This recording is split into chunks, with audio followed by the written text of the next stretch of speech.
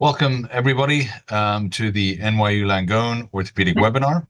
We're talking tonight on innovative techniques in the treatment of ankle arthritis. We have an action-packed and star-studded group of people here, and I want to thank all the speakers who take time out of their day away from their families and loved ones to be here tonight.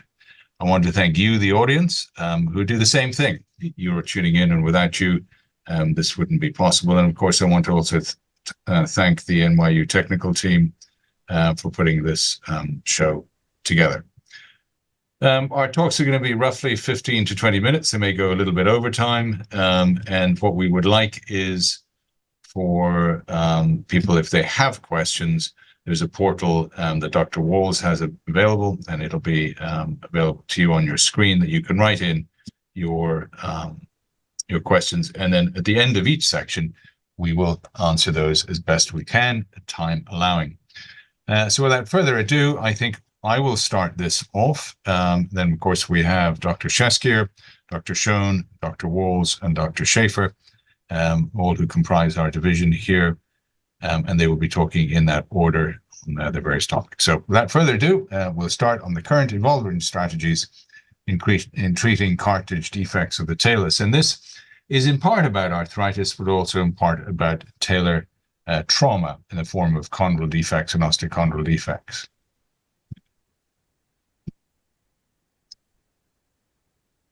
And we are having technical difficulties already, so that's not great. Right, so this is our disclosures, Arthritis and Interbones of ConMed. This is the introduction, concentrated bone marrow aspirate, PRP, HA, scaffolds, and so forth. And for whatever reason, this is skipping ahead. So nonetheless, osteochondral lesions of the talus are more common than we thought. The ankle is the most commonly injured joint in the body. There's 27,000 ankle sprains per day in the United States. And of these, up to 50% may result in cartilage injury. And unlike the ankle, or rather unlike the hip and the knee, there are no metalloproteinases in the ankle to create idiopathic arthritis. So the vast majority of arthritic change within the ankle is from trauma or post-traumatic osteoarthritis. Now, this is Larry Bonasser's work from Cornell, who we do a lot of collaborative work with, and this shows that the first 500 nanometers of all cartilage, whether it be from an elephant or from a mouse, is roughly the same in terms of its shear dissipation, shear energy force dissipation. So 90% of shear forces are dissipated in that very, very thin layer. And when Henry Mencken says we're all gods, that we all walk on water, what he was alluding to is that there's a lubricin or a boundary lubrication on the surface of this. So if you damage this, then the underlying cartilage surfaces are at higher risk of further damage and degeneration. This is Itai Cohen, who works with Larry, and some work we did looking at the injurious impact of an ankle sprain on cartilage and looking at confocal microscopy here. This was a bovine etched cartilage, and you can see that what we're doing here is we're injuring cartilage in the same way that the talus would impact the tibia, or vice versa. And within an hour, you can see that these cells here are dead. And what we know about cartilage cells is once they're damaged, they never regenerate in the same way. And this study here, again, from Fortier's group, looking at multiphoton microscopy, when we superimpose this on Anderson's bimodal distribution of regeneration and repair in cartilage, you can see that there's an initial phase of cell death, and then that's followed roughly 2 weeks later by a catabolic, rather an anabolic stage. But if you look at the multiphoton microscopy, you can see that rather than these nice lacunar-shaped chondrocytes, most of the cells are being replaced by proteoglycans or fibrous tissue. So it is not normal. Consequently, when you have large lesions, we are then obligated to try to do something surgically about this because it simply won't repair on its own. So we look at reparative strategies, replacement strategies, and biological adjuncts. And I think now all of us agree that biological adjuncts are here to stay. And so that's what I will be talking about largely this evening. Biological adjuncts we're going to talk about are platelet concentrated bone marrow aspirate and the rest, as this slide has automatically moved on. I won't read out the laundry list. We'll get to it.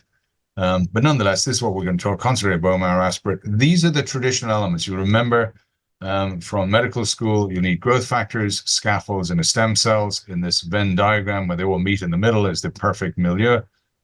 We're also going to be talking a little bit about these names that we borrowed a little bit from bone regeneration. We're going to talk about chondroconductive, chondroinductive, and chondroprotective. Chondroconductive is providing a scaffold for the ingrowth of cartilage. Chondroinductive are substances that initiate chondrogenesis in stem cells. And chondroprotective will slow the degradation of the native articular cartilage. And each one of these topics that we'll talk about will be ascribed one or more of these characteristics.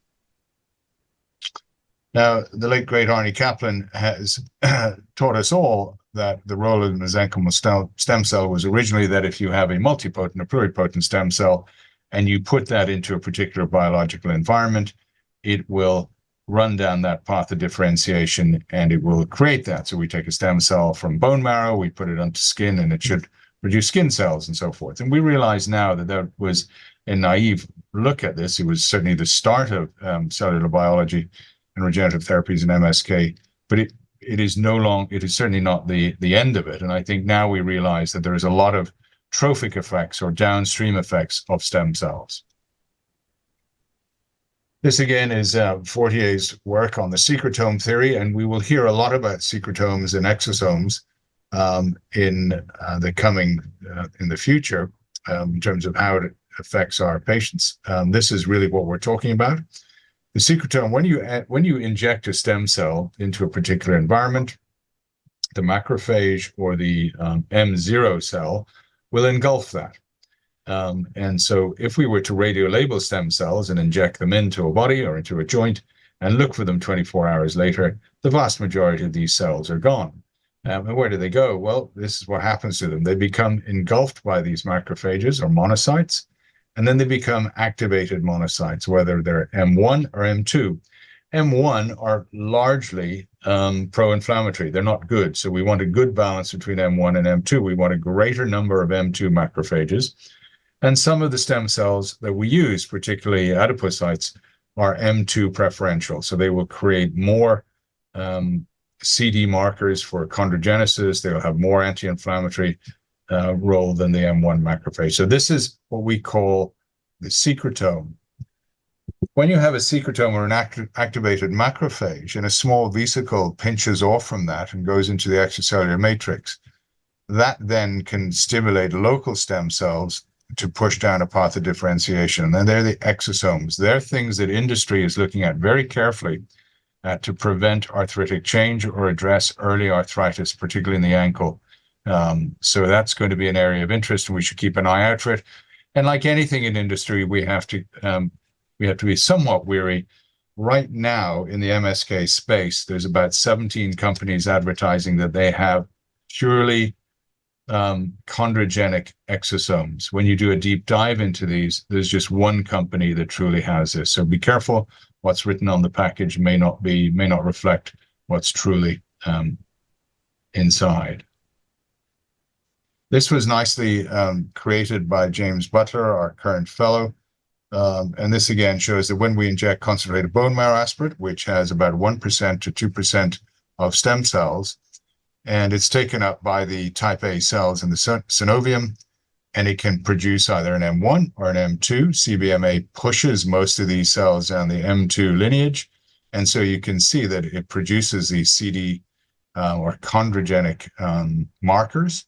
It also has a very powerful anti-inflammatory and many of these growth factors which are responsible for a temporal sequence of cartilage regeneration and repair.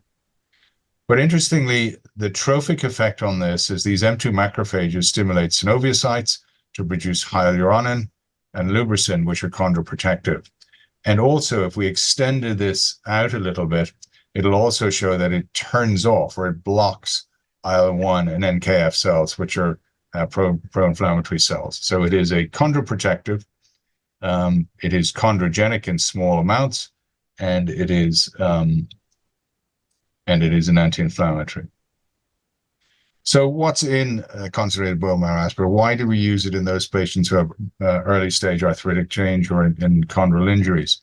Well, it is PRP on steroids, really, because it has stem cells, unlike PRP. It has a greater concentration of this substance called IL-1RA, which is a very, very potent anti-inflammatory. It's like your own steroid in of itself. It's a very powerful anti-inflammatory. And of course, it has this multitude of growth factors which are responsible for regeneration and repair. So preferentially, if we could, we would do CBMA in the office. It's difficult to do that, so that's why we use PRP, which does not have the same quantity of stem cells nor IL-1RA. We typically take it in the operating room from the iliac crest. You can take it from multiple sites. The iliac crest has been shown to be one of the highest concentration of stem cells from there. Everything we talk about tonight is going to be based on basic science and clinical evidence. So nothing we talk about will be experimental, or most of the things we talk about will be already plenty of clinical and basic science evidence. This was a nice equine model that was published about 14 or 15 years ago to show that the CBMA on T2 mapping and on microscopy showed that there was better quality and quantity of cartilage in those treated by bone marrow stimulation with CBMA in an equine model, and then showed the same thing roughly around the same time in a goat model. So we can see there's good basic science evidence for the quality and quantity of cartilage regeneration. In our own study with Charlie Hannon, who was our fellow many years ago, Hannon has shown that there is, when we look at this in bone marrow stimulation with CBMA versus bone marrow stimulation alone, the clinical evidence is that they're roughly equivalent to 24 months, and you'd expect that. But the T2 mapping, again, which is a qualitative analysis of this, shows there's better quality chondrogenesis in this area. So it is both producing small amounts of cartilage and protecting the remaining cartilage, which is a useful thing in terms of protecting this against degenerative changes. Also, corroborating our own evidence, Saw and Kim in level 1 and level 2 evidence showed that when this was compared with HA in small talar dome injuries, that it was better than equivalence. It was actually superior to these. If I could ask whoever is running the slides not to do this, because this is advancing on its own, and it would be helpful if I could do it on my own. So when we look at this in AOT, or when we use Oates graphs, this was Chris Morawski, another one of our fellows who's now down in Duke. We can see that it improves the integration of the host graft interface when we use CBMA, by contrast to when we did not use this. One of the problems with AOT is the prevalence of cyst formation. You can see, again, a nice study here by one of our former fellows, shows that when we use concentrated bone marrow aspirate with Oates grafts, that it reduces the cystic rate by about 30%, which is useful. These cysts are typically not clinically relevant, but radiologically not necessarily concerning, but oftentimes alarming to patients if they see cysts. And when we use concentrated bone marrow aspirate, it speeds up this creeping substitution that occurs at the host graft interface. So very, very useful there. And this, I think, is a good slide. This was presented at the recent AOFAS by our current fellows, Sebastian. And what he has shown is that when you look at concentrated bone marrow aspirate with AOT, you get a 94% survival at mean follow-up of 10 years. That's pretty good for joint sparing surgery. So large chondral or osteochondral defects treated with Oates grafts and with CBMA, the likelihood of survival is fairly high. So now we talk on PRP, platelet-rich plasma, which we take from peripheral blood, which we take on the bedside manner here in the office. As we've alluded to, There are certainly up to 1,500 and probably far greater growth factors involved in this. It is, going back to our early slides, is both chondroinductive and chondroprotective, and consequently chondrogenic. So it has all of these things, but it has no scaffold in it. So we often mix it with a scaffold in an operating room. Again, these are the unique proteins that are in there, and we won't go into the buffy coat and buffy layer in great detail. And again, for some reason, these slides are automatically advancing, which is going to be difficult for our audience to get any meaningful information if that keeps going. This is a nice studies done by Neil Smythe, both a fellow of Dr. Schoen's and mine, and then another study that we did with Brian Cole's group in Rush to show that PRP is both an anti-inflammatory, chondrogenic, chondroprotective, and chemoattractive in 85% of patients, or just slightly over that. And then we looked at that again 6 years later, and we showed again the vast majority of these are anti-inflammatory, chondroprotective, and chondrogenic. So in patients who have a chondral injury, it is very useful to administer something that's going to be anti-inflammatory and reduce the catabolic load on that joint, ultimately to protect the arthritic change or arthritic milieu. And again, I would ask those who are running this slide show not to advance unless I ask to, please. So if you look at PRP in the general orthopedic population, you can see that it is, over the years, it is increasing by an order of magnitude in terms of its usage, and predominantly in the sports pathology in knee and shoulder. I think in foot and ankle, we have been leaders in this field. And I think now the vast majority of us, excuse me, are using this as an augment to our surgeries or as a preventative measure for those patients who have early degenerative changes. Again, there's an anti-inflammatory effect of PRP. As I alluded to earlier, it decreases IL-1, which is the potent inflammatory mediator, and TNF-alpha. Produces hyaluronan and by the synoviocytes, and therefore it is a very potent anti-inflammatory and tribologic agent. Excuse me. This is, we alluded to this earlier, that it is chemoattractant. So when we have these microfluidics devices, you put PRP on one side of a gated chamber and you put PDGF on the other side and stem cells in the middle. You can see once these gated chambers are open, that the stem cells rush preferentially to the PRP. So again, showing that when we, even though PRP doesn't have stem cells, when we put it into an area, it will attract those stem cells to there. And of course, chondrocytes are very, very rare. So we're not suggesting that it creates a massive onrush of charging chondrocytes within a joint, but it certainly will help in protecting it. This was a nice study, again, done one of our previous fellows, Yasui and John Dankert from NYU. We looked at whether multiple injections were beneficial or a single injection in a rabbit model. And we found that a single injection was every bit as good as serial injections, and there was a log dose response curve. As you increase the number of injections, you actually ended up with a negative feedback loop.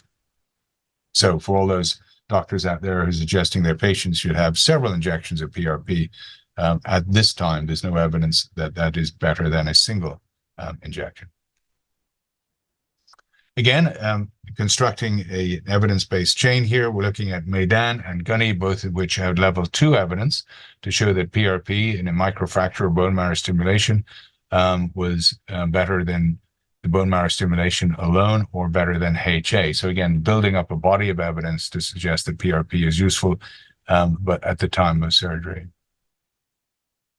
And again, this was from the Turkish group, again, corroborating that evidence in a level 1 trial, which I think is the best available evidence to show that PRP is useful to prevent cartilage degradation and in chondrogenic proliferation in small defects. These defects in the Turkish group were less than 8 millimeters. In our own group, again, Neil Smythe once again showed that when we looked at a rabbit model with AOT, that PRP was beneficial at the host graft interface integration. So again, building up a body of evidence. And when we look at this, when we look at PRP overall, however, there are problems with it, because if we have any drug, it needs to be standardized both in constituents and in dosage. By contrast, when we look at PRP, as we alluded to earlier, there's over 1,500 growth factors alone, so it's difficult to standardize that. Other influences are exercise, non-steroidal, BMI, smoking, nutrition, and so forth. So everybody has a slightly different PRP, and it's varied in terms of the time of day that it's taken, and exercise and diet, and so forth. So there has been a push to try and standardize this as much as we can in terms of looking at the prep protocols and determining what, in fact, we are injecting before we can come up with definitive evidence. That's probably not possible because the FDA simply won't allow us take out one of 1,500 growth factors to determine what effect it has. But ultimately, we do need to standardize this more. And a large group from the members of the Biologic Society looked at this and published from Owen Hurley's group, again, one of our previous fellows. And what they only achieved 62% consensus on this. I'm not sure what's happening. Okay, and you can see the ideal dose of PRP is undetermined, and the minimum volume required is unclear and may depend on pathology. So really, what we have achieved the consensus of, we really don't know very much about this, other than there's good basic science and now an amassing body of clinical evidence to show that PRP, when used in a certain range and when strictly adhered to, is beneficial both in chondrogenesis and small defects, in chondroprotection, by having trophic downstream effects within the joint that will prevent arthritic change downstream. So we'll move on then to HA, which is less contentious. This is a carboprotein or polysaccharide native in synovial fluid. It stimulates chondrocytes. It does actually reduce pain by blocking substance P, and it does have an anti-inflammatory role. There's some very nice, elegant basic science evidence on this to show that it'll inhibit metalloproteinase 13. That's one of the metallic proteinases involved in arthritic change, which we have in the knee, and it'll reduce pain, provide a viscoelastic supplementation, and have its biological effects by reducing inflammation and promoting chondrogenesis. So a little bit more powerful. We used to just say it was the WD-40 of the joint. I think we now realize that HA has a lot more to offer. This was a nice study done by Eric Strauss and his group here at NYU to show in a rabbit model when they had full thickness cartilage defects and they were treated with HA after BMS. There was greater infill in those treated with the HA than those not. And his conclusion was it is chondroprotective and anti-inflammatory. Clinical evidence for bone marrow stimulation again shows in this nice study there were better AFAS scores and decreasing VAS scores in the group with HA by comparison to those who were not treated with HA in terms of tissue remodeling. So it has a tribological effect, which we all knew of. It reduces pain, and I do think that it has an effect on chondrogenic proliferation in small areas. Now we go on to scaffolds. We'll talk about ECMA and PJCA, which is BioCartilage and De Novo, which are their trade names. So the composition of ECMA or BioCartilage, it's a dehydrated allograft. It's extracellular, so there should be no MHC mismatch. And we use that as a scaffold. So this is chondroconductive, and we use this with either PRP or CBMA, or now with fat cells. And it'll add as a biological infill in this area. So think of it as a physiological grout. Again, the equine studies in this show that there is both qualitative and quantitative improvement when BioCartilage is used as a scaffold in those patients or in those horses treated with for osteochondral defects. The clinical evidence of this, again, Ahmed and our own study here, which are both level 3 and level 4 studies, show that when we use BioCartilage versus just CBMA alone, BioCartilage has better infill, as you'd expect, on MOCART scoring and T2 mapping is ultimately better in this group. And again, I think that's probably a harbinger for poor outcomes in those patients who are not treated with this, with just bone marrow stimulation alone. And you can see the difficulty with this is it has to be put in a dry scope and then carefully molded into the shape and probably countersunk so that when the patient moves fairly early, even though it's a congruent joint, that it doesn't shoot out. This is a nice study by Nate Mercer, again, one of our residents here, showing that when we used CBMA with biocartilage in larger lesions, that there was a better outcome, again, from providing better infill at that chondral interface. By contrast, this is a cellular graft. This is an offering by Zimmer, where they use 1 millimeter cubes. And the idea of this is that it would provide a cellular milieu for early integration and better quality integration than an acellular graft in larger lesions. In a recent study by James Butler looking at a systematic review of this, it shows that there are certain centers and certain surgeons who are very proficient at using this. But it's that old thing that Graham Apley used to say, that an average orthopedic surgeon is an average orthopedic surgeon. And by and large, the outcomes of this were not as good as was initially indicated. So this probably should be indicated only for surgeons who are getting, who know how to use this in terms of making sure that it's not being used to fill in bony voids or bony defects, that is used in combination with bone grafting and then careful application of this. When it is done so, it gets an equivalence to biocartilage, and when it does not adhere to those strict principles, it does not.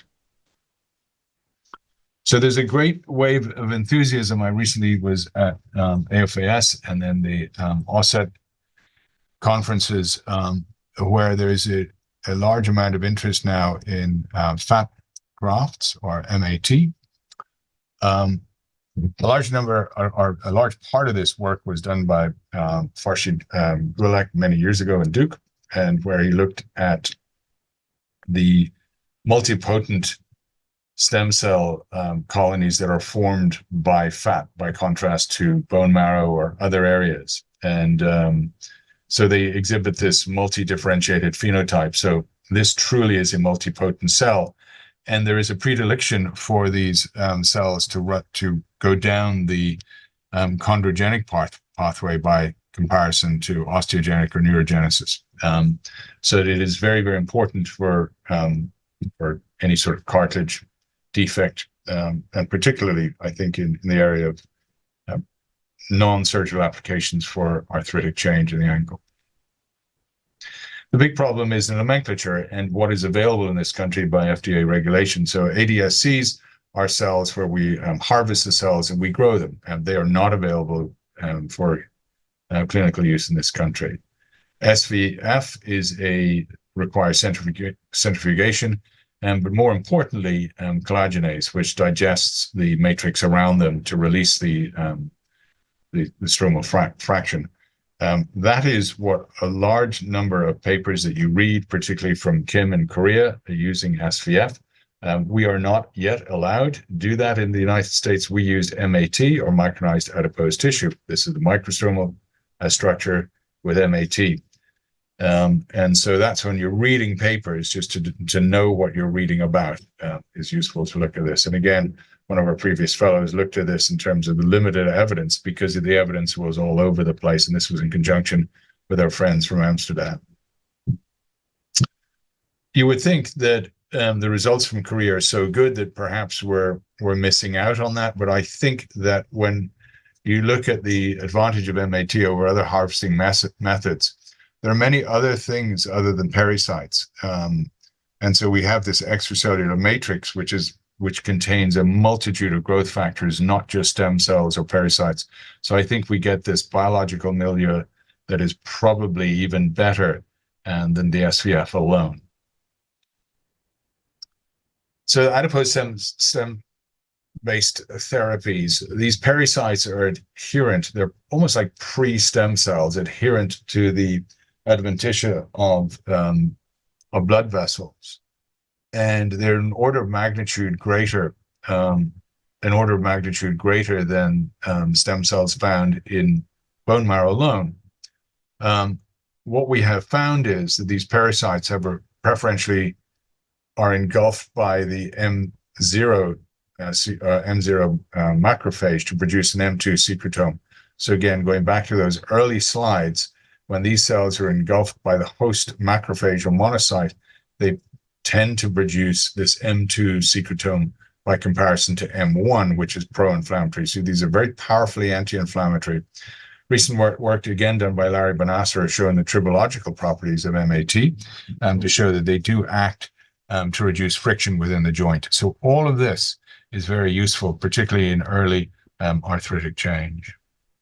This is what it looks like when we started off using this, and I think it's fair to say we were probably the first, in terms of NYU and our group, were the first to use MAT in the ankle in this country.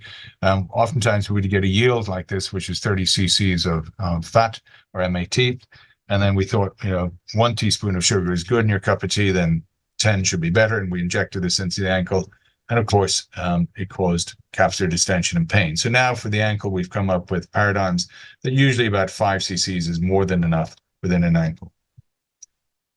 This is what it is. When I was doing my residency, I enjoyed my plastic surgery rotation. So here I am back doing liposuction. We typically take it from the abdomen. You can take it from the buttock or thigh as well. And then this is the mechanically agitated. So this releases a lot of the adherent parasites. And then we don't centrifuge this. We simply get it from mechanical agitation, and then you can see our yield here. So from any one person, we get either 10 to 30 cc's of fat and then inject it in. Most of this original work, was done in the Rizzoli in Italy, and you can see their patients here have done very well. They get improvements up to 2 to 3 years, which you may not think is a lot of time, but if that's you or that's your patient, that is a significant amount of time. So they don't need to have surgery, and they can get things lined up for surgery.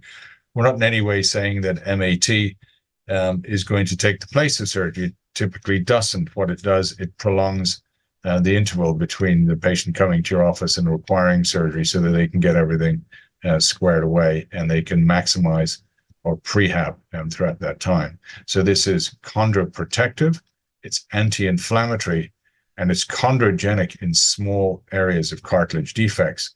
But in large cartilage defects, obviously, it is not going to restore the joint. This was a case in point. This is when John Dankert looked at our studies here. We had 19 patients with high-grade, or many of them had a high-grade arthritic change within the ankle. Excuse me.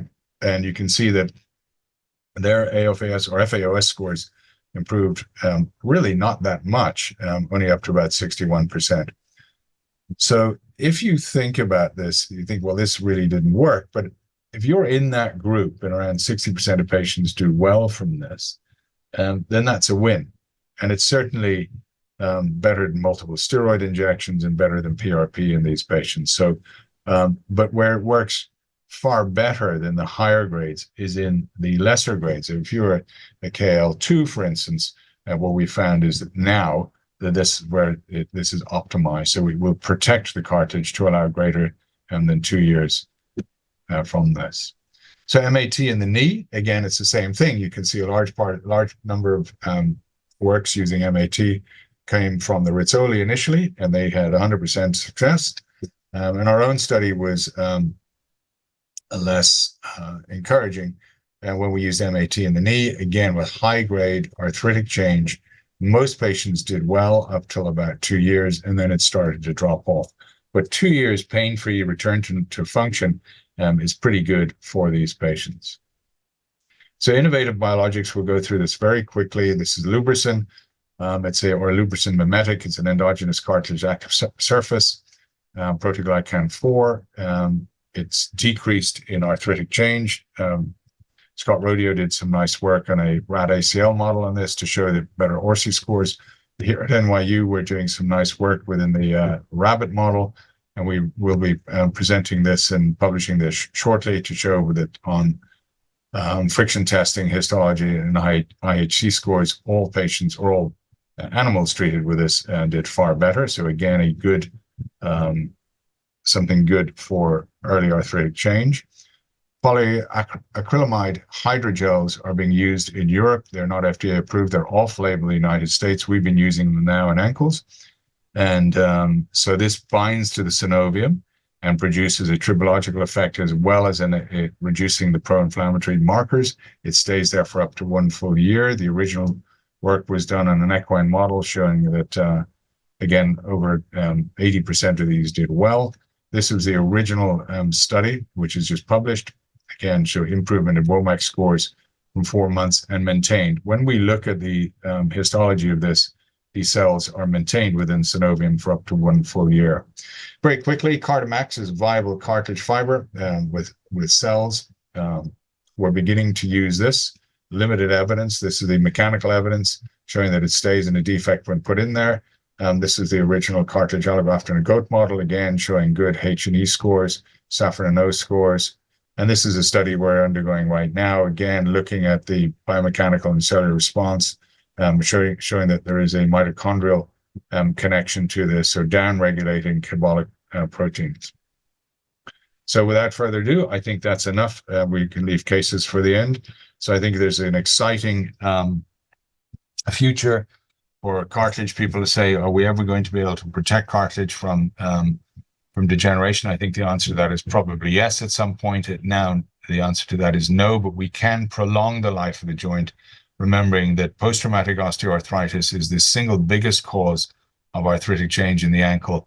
And I think for those patients who have repetitive ankle sprains or ankle trauma from fractures, we need to follow these up carefully before they become significantly arthritic, so that we can use this array of biological adjuncts at our disposal. So thank you very much. I think questions will be sent to Dr. Walls.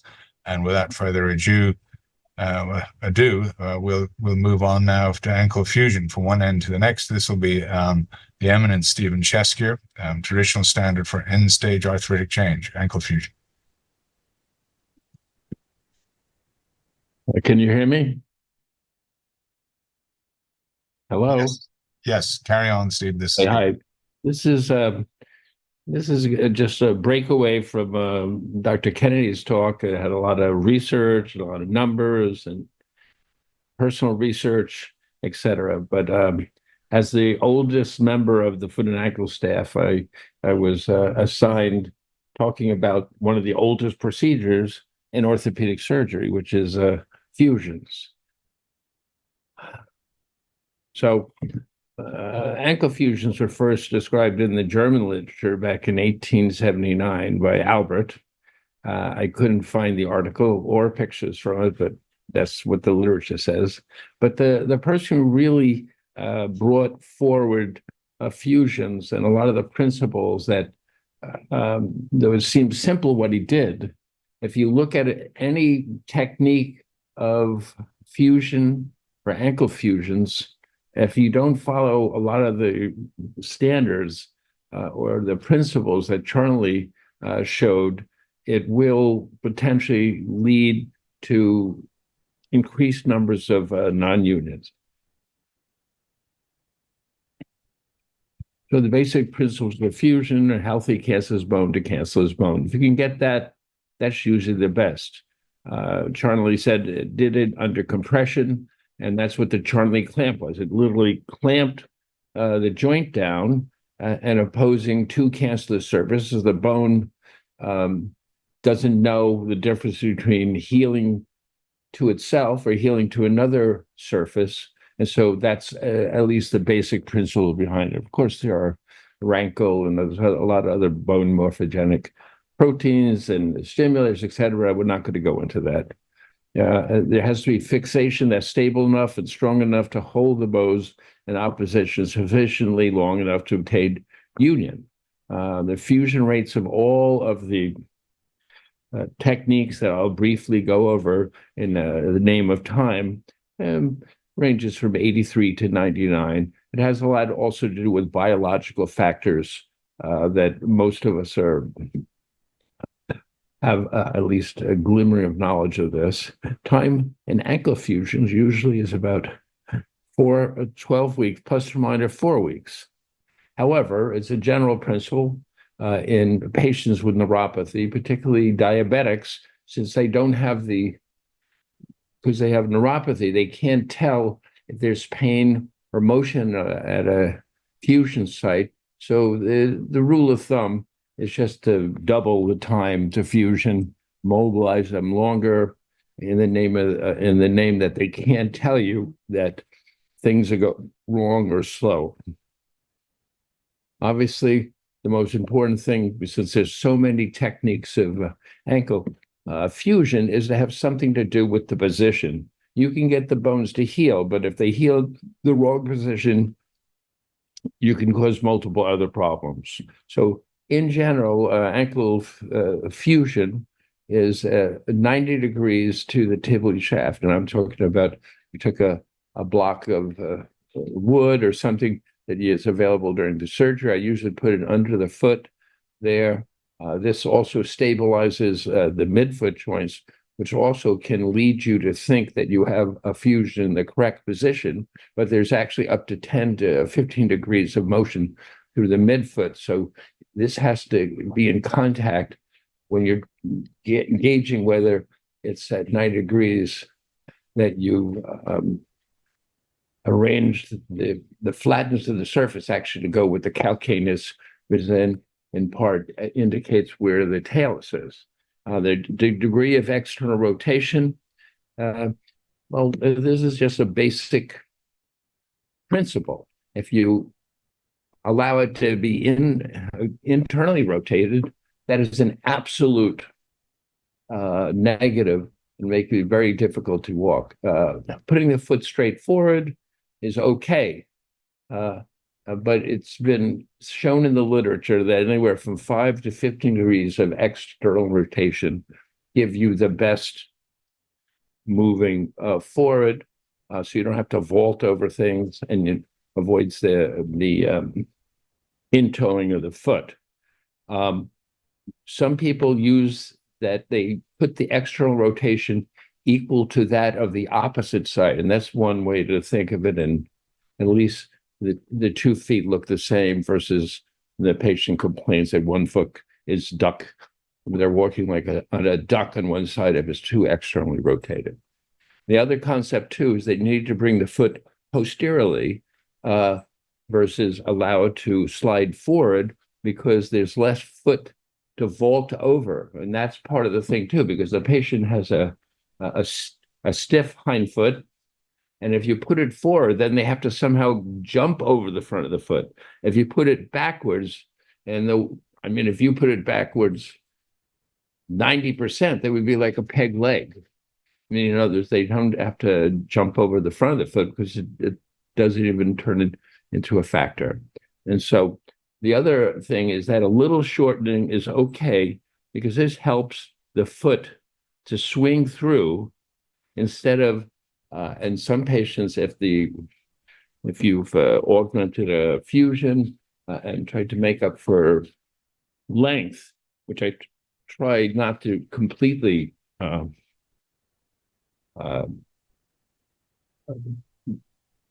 put into the factor, I will let the leg be a little bit shorter so the leg can swing through and not hit the ground, versus having to take your foot and swing the leg out, the hip out, and so they have better functioning to walk with. The indications, and each has its own specific indications and injuries, but the majority ankle fusions done in the United States and around the world are post-traumatic. That's at least 75 to 80%. Maybe 10% of the fusions are due to primary arthritis. The rest of them are made up with the infectious arthritis, neuropathic, Charcot, which they're going to talk a little bit later in the talks today, failed ankle replacement. Yes, those happen. And there's some congenital reasons where the person has a flailed ankle, and it's easier than trying to put transfers of tendons that don't exist particularly in somebody who has a spina bifida. Now, there's a whole series of approaches to the ankle, and sometimes it has to do with the type of implant that you're putting on. It also has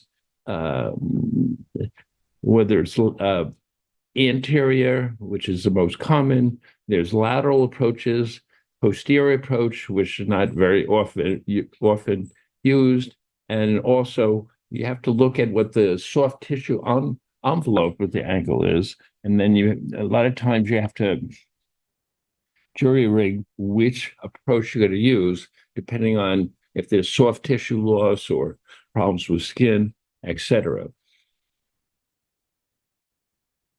Now, the oldest fixation, as mentioned, at least we have in the literature that we use, is the Charnley clamp. Other types of fixated intramedullary rod, useful particularly if you're doing a pantellar or a TCC fusion. There's anterior plates, which there's abundance of.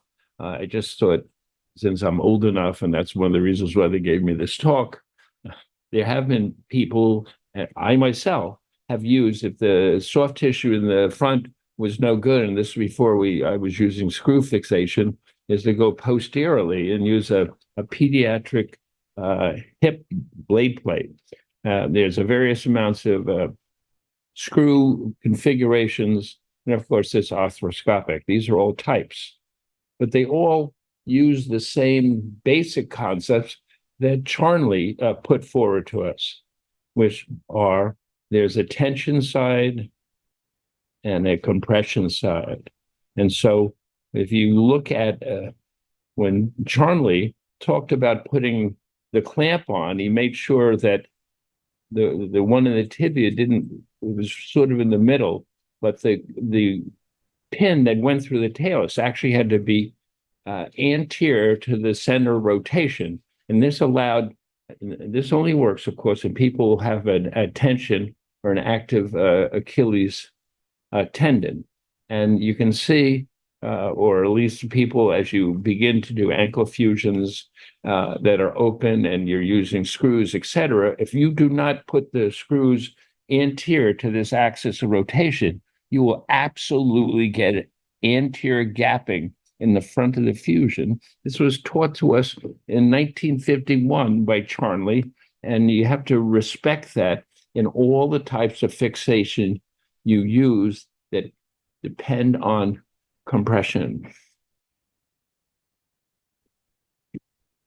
Why would anybody want a primary fusion? Well, you have to explain options to the patients.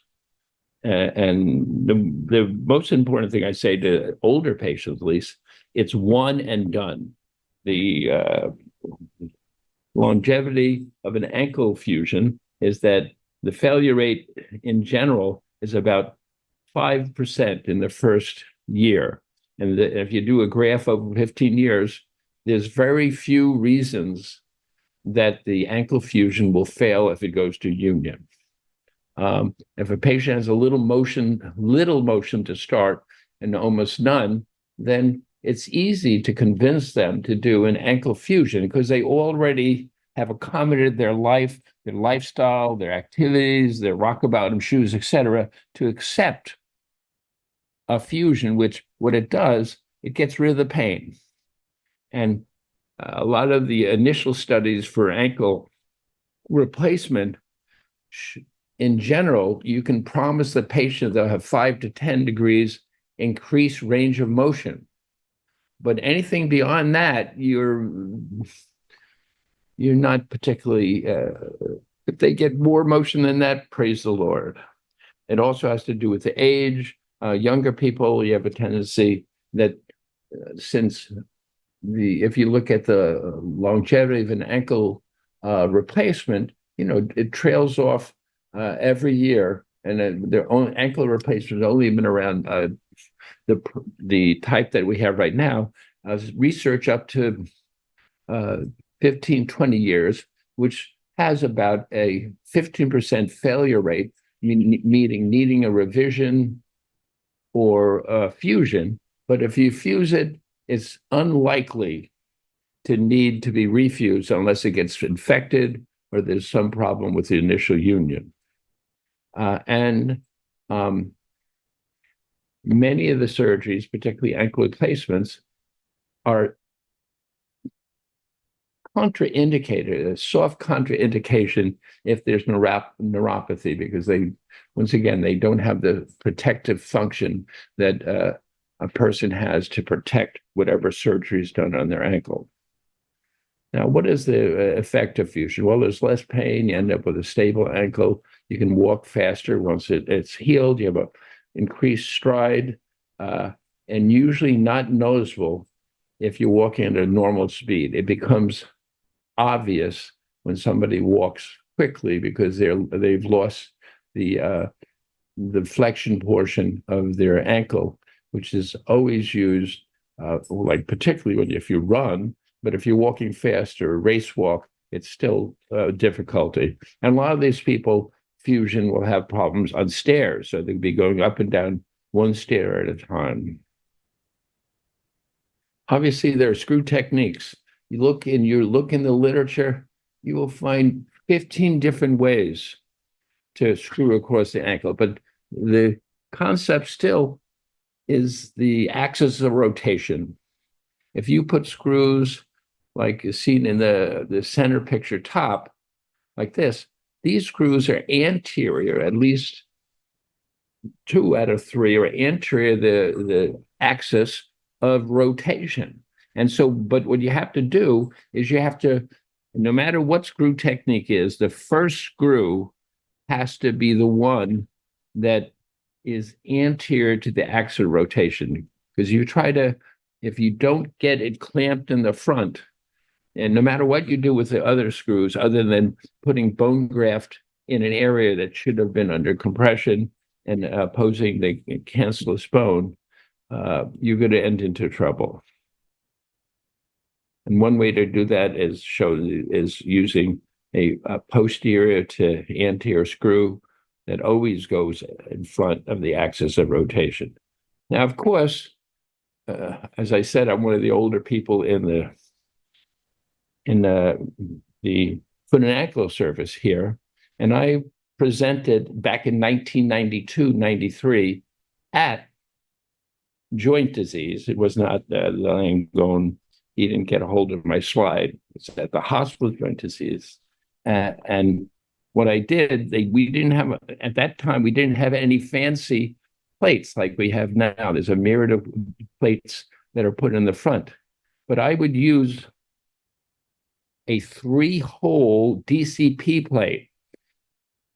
And using this as a tension band, I'd make a little cut in the neck here, and I put 2 screws proximally and 1 screw into the talus. And that's all it took if the articular surfaces were prepared correctly to hold it. And I had a 92% fusion rate using a 3-hole DCP plate.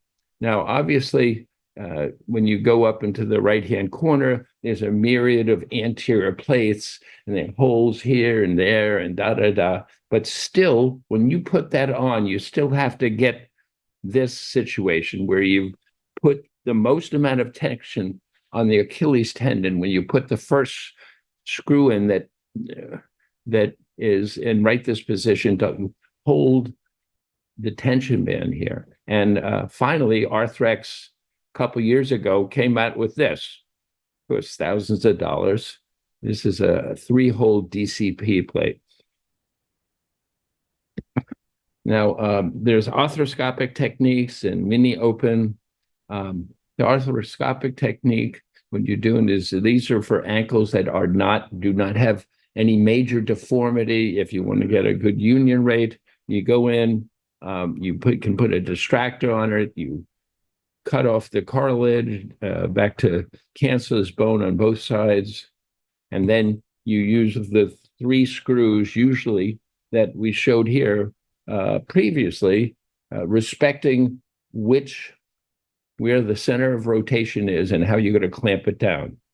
Another way to improve this is some people make bigger cuts here and put a sort of a mini open. And regardless, you're still clamping this together.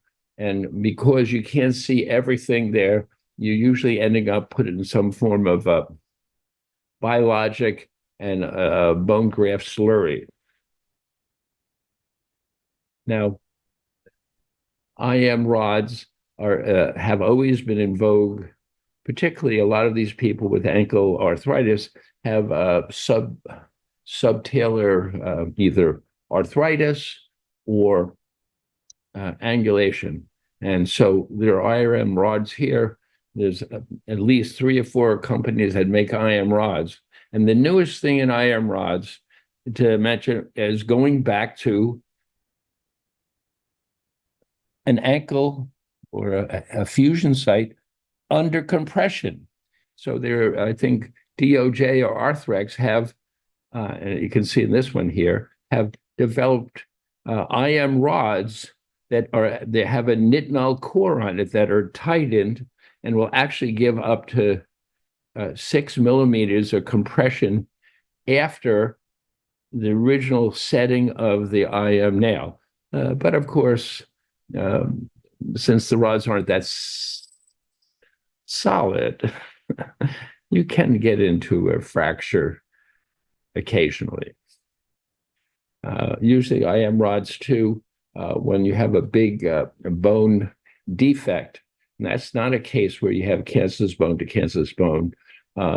They're made, there are a lot of companies like 4Web and Paragon 28 will make custom cages to go and make a hole for the rod to go up and through. The other add-ons are corrective osteotomies and custom graft cages. Like this is an example of something referred to me where I had to remove actually the talus and a majority of the calcaneus. I offered the patient to shorten them about 4 centimeters versus doing a 3D reconstruction cage and that I'll put a rod up through. But since this infection here, there's always the possible these type of things will end up with amputation.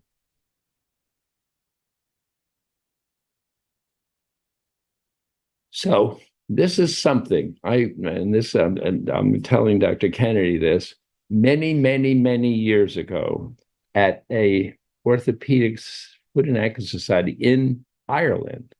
And they were going over ankle fusion, et cetera. And I said, so what if when you do the fusion, you have respect to the fact that you may want to change it at some point to an ankle replacement? And I got laughed out of the room. Well, to tell the truth now, people are taking ankle fusions and taking them down and putting ankle replacements in, particularly in patients that when they were in their 20s or something like that, they would say, well, you'll outlive your ankle replacement. And so on those patients, what I offer them is to fuse their ankle using an anterior approach. And I maintain the malleoli and I maintain the ligaments, and I don't fuse them on the sides to the medial malleus or the fibula. And at that point there, if you take it straight down, you can have a computer-generated total ankle replacement, versus people that a lot of people still take off the fibula and then they emulsionize that, or as in one of the earlier pictures show you that they use that instead of a metal plate laterally, etc. And so that's why I advise young patients to fuse and potentially leave structures there for the next surgeon when they go to total ankle replacement. I just want to tell you one thing to all the orthopedic doctors out of there. When you go and look online for techniques for ankle fusion, within the first click, you'll be barraged with total ankle replacement advertisements and studies, etc. And so it's like nobody does an ankle fusion. But as I mentioned previously, when it's a patient who is too young, too sick, have other factors that like they don't have any motion to start with, and ankle fusion primarily is usually the best. And I just want to show you Dr. Charnley. This is in the literature, a way to fuse the shoulder joint. Thank you.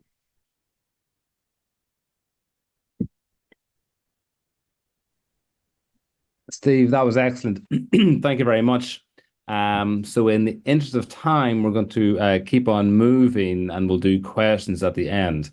So the next up is Dr. Lou Schoen, and we've had ankle fusion, which was for a long time considered the gold standard, but ankle arthroplasty really is accelerating and growing. And in fact, many studies are showing that there's more ankle arthroplasties now being performed than ankle fusion. So the question is this the new gold standard? So I'm going to pass on to Dr. Schoen and take it away. Yes, I'm not operating. There we go. I'm trying to go back to the beginning. I'm in the middle of the talk. There you go. Okay, thank you. Okay, so question is this the gold standard? Is this the new gold standard? The fusion was, but now maybe the arthroplasty is going to be. My disclosures is that I'm co-inventor of the Zimmer total ankle, which is the lateral ankle replacement. The other disclosures are not particularly relevant for this talk. Here's my team at Langone Orthopedic Hospital. Wonderful partners. I couldn't be more blessed. We just had an addition of Kevin Schaefer, the young guy with the blue surgeon's hat there, and you'll see him in a bit. I just want to say that we appreciate foot and ankle, but we were not the first. Leonardo da Vinci said the human foot is a masterpiece of engineering and a work of art, and we feel that this is definitely the case, and all of us love the foot and ankle, maybe more than da Vinci loved any of his other inventions. He loved the foot and ankle. So do we. So this is the normal ankle, normal motion of the ankles, dorsiflexion, plantar flexion. These are the hindfoot joints. A lot of people don't realize that the hindfoot joints go side to side. They do some dorsiflexion, plantar flexion. These are different views of that hindfoot joint motion. But a lot of people get confused when you talk about ankle. Are you talking about this motion? The answer is no. We're talking about dorsiflexion, plantar flexion. But yes, when you affect one, you affect the other. And that's important to know. So here's the normal ankle joint, dorsiflexion, plantar flexion. And this is a motion CAT scan that we did with some studies that I was doing with the cardiac CAT scanner, which does motion. Now, this is the arthritic ankle. And you can see the osteophytes and narrowing of the joint, and the osteophytes are developing at the talonavicular joint. So in general, how do we choose when we have this sort of end-stage bone-on-bone between arthroplasty and fusion? Well, specific conditions, lifestyle of the patient, so it's a custom decision. The goals of the patient, again, very custom, and the surgeon's preference, of course, has a way with influencing the patient. Now, the indications for the fusion, I'm going to just highlight this because I think many of us would agree that the ankle arthritis with a neurologic deficit, an ankle arthritis with infection, arthritis with inadequate bone, and a failed total arthroplasty, those are probably now the best indications for a fusion. And we still do ankle fusions, even though I have done over 700 ankle replacements. I still do some ankle fusions. They're durable, long-lasting, eliminates pain by eliminating motion at the joint, suitable for some high-demand activities, but not necessarily all. Disadvantages, you'll lose the motion at the ankle joint.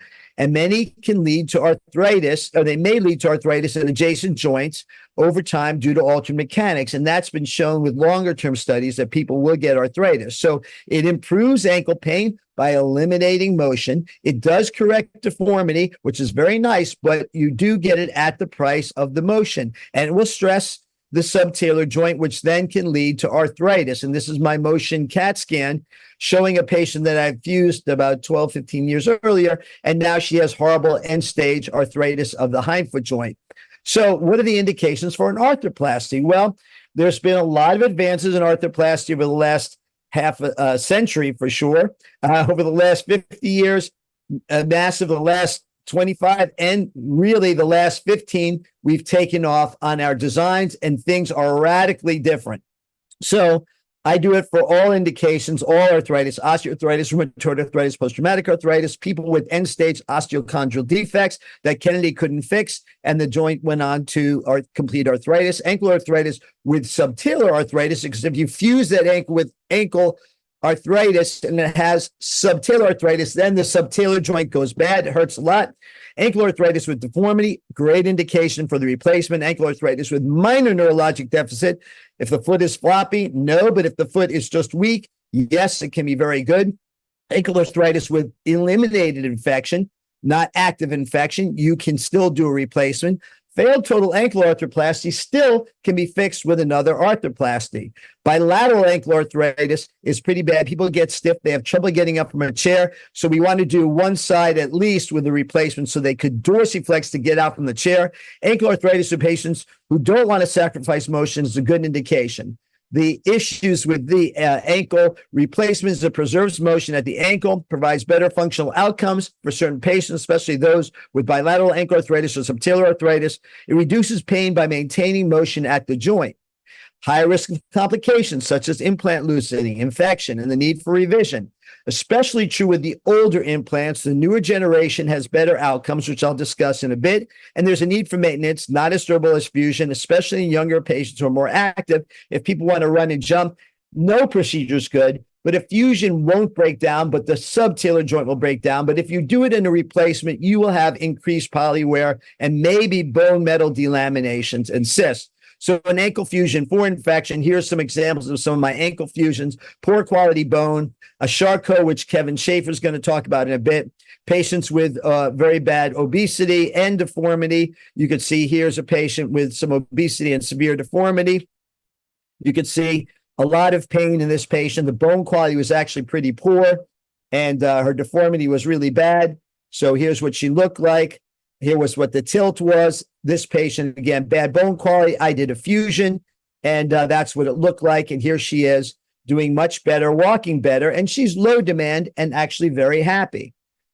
There's another case. This patient had an ankle fracture fixed, failed, and went on to a revision, progressive deformity. Now it's draining. So here it is initially. They fixed it. It fell apart. They revised it. It fell apart. She came in right before she was going on a cruise, and she said, "Can you help me out?"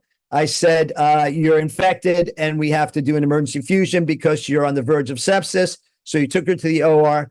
I cleaned it up, took out the joint, put on a frame, squeezed it together, put her on IV antibiotics, and we got a successful fusion, and she's very happy. It's a limb salvage procedure. Another patient, severe ankle fracture, chemotherapy, not a great host, a lot of wound complications, things fell apart, bad bone quality. Here's her deformity, bad varus. Here she is, really twisted, very unstable, bad bone quality, not good biologic health. And she's really struggling with pain and deformity. You'll see, look at that. It's falling over the edge. Poor woman. Anyway, so that's what we did. We took her to the OR, and this was a bad case for replacement because of bone stock. And I cut the bone wedge like this and closed it to get a realignment of the ankle, cleaned it up, squeezed it together, and put in some screws to get fusion. Here we are in the OR looking through and through, and we got some screws in it and got her realigned. And there she is, very happy and walking much better than she was before.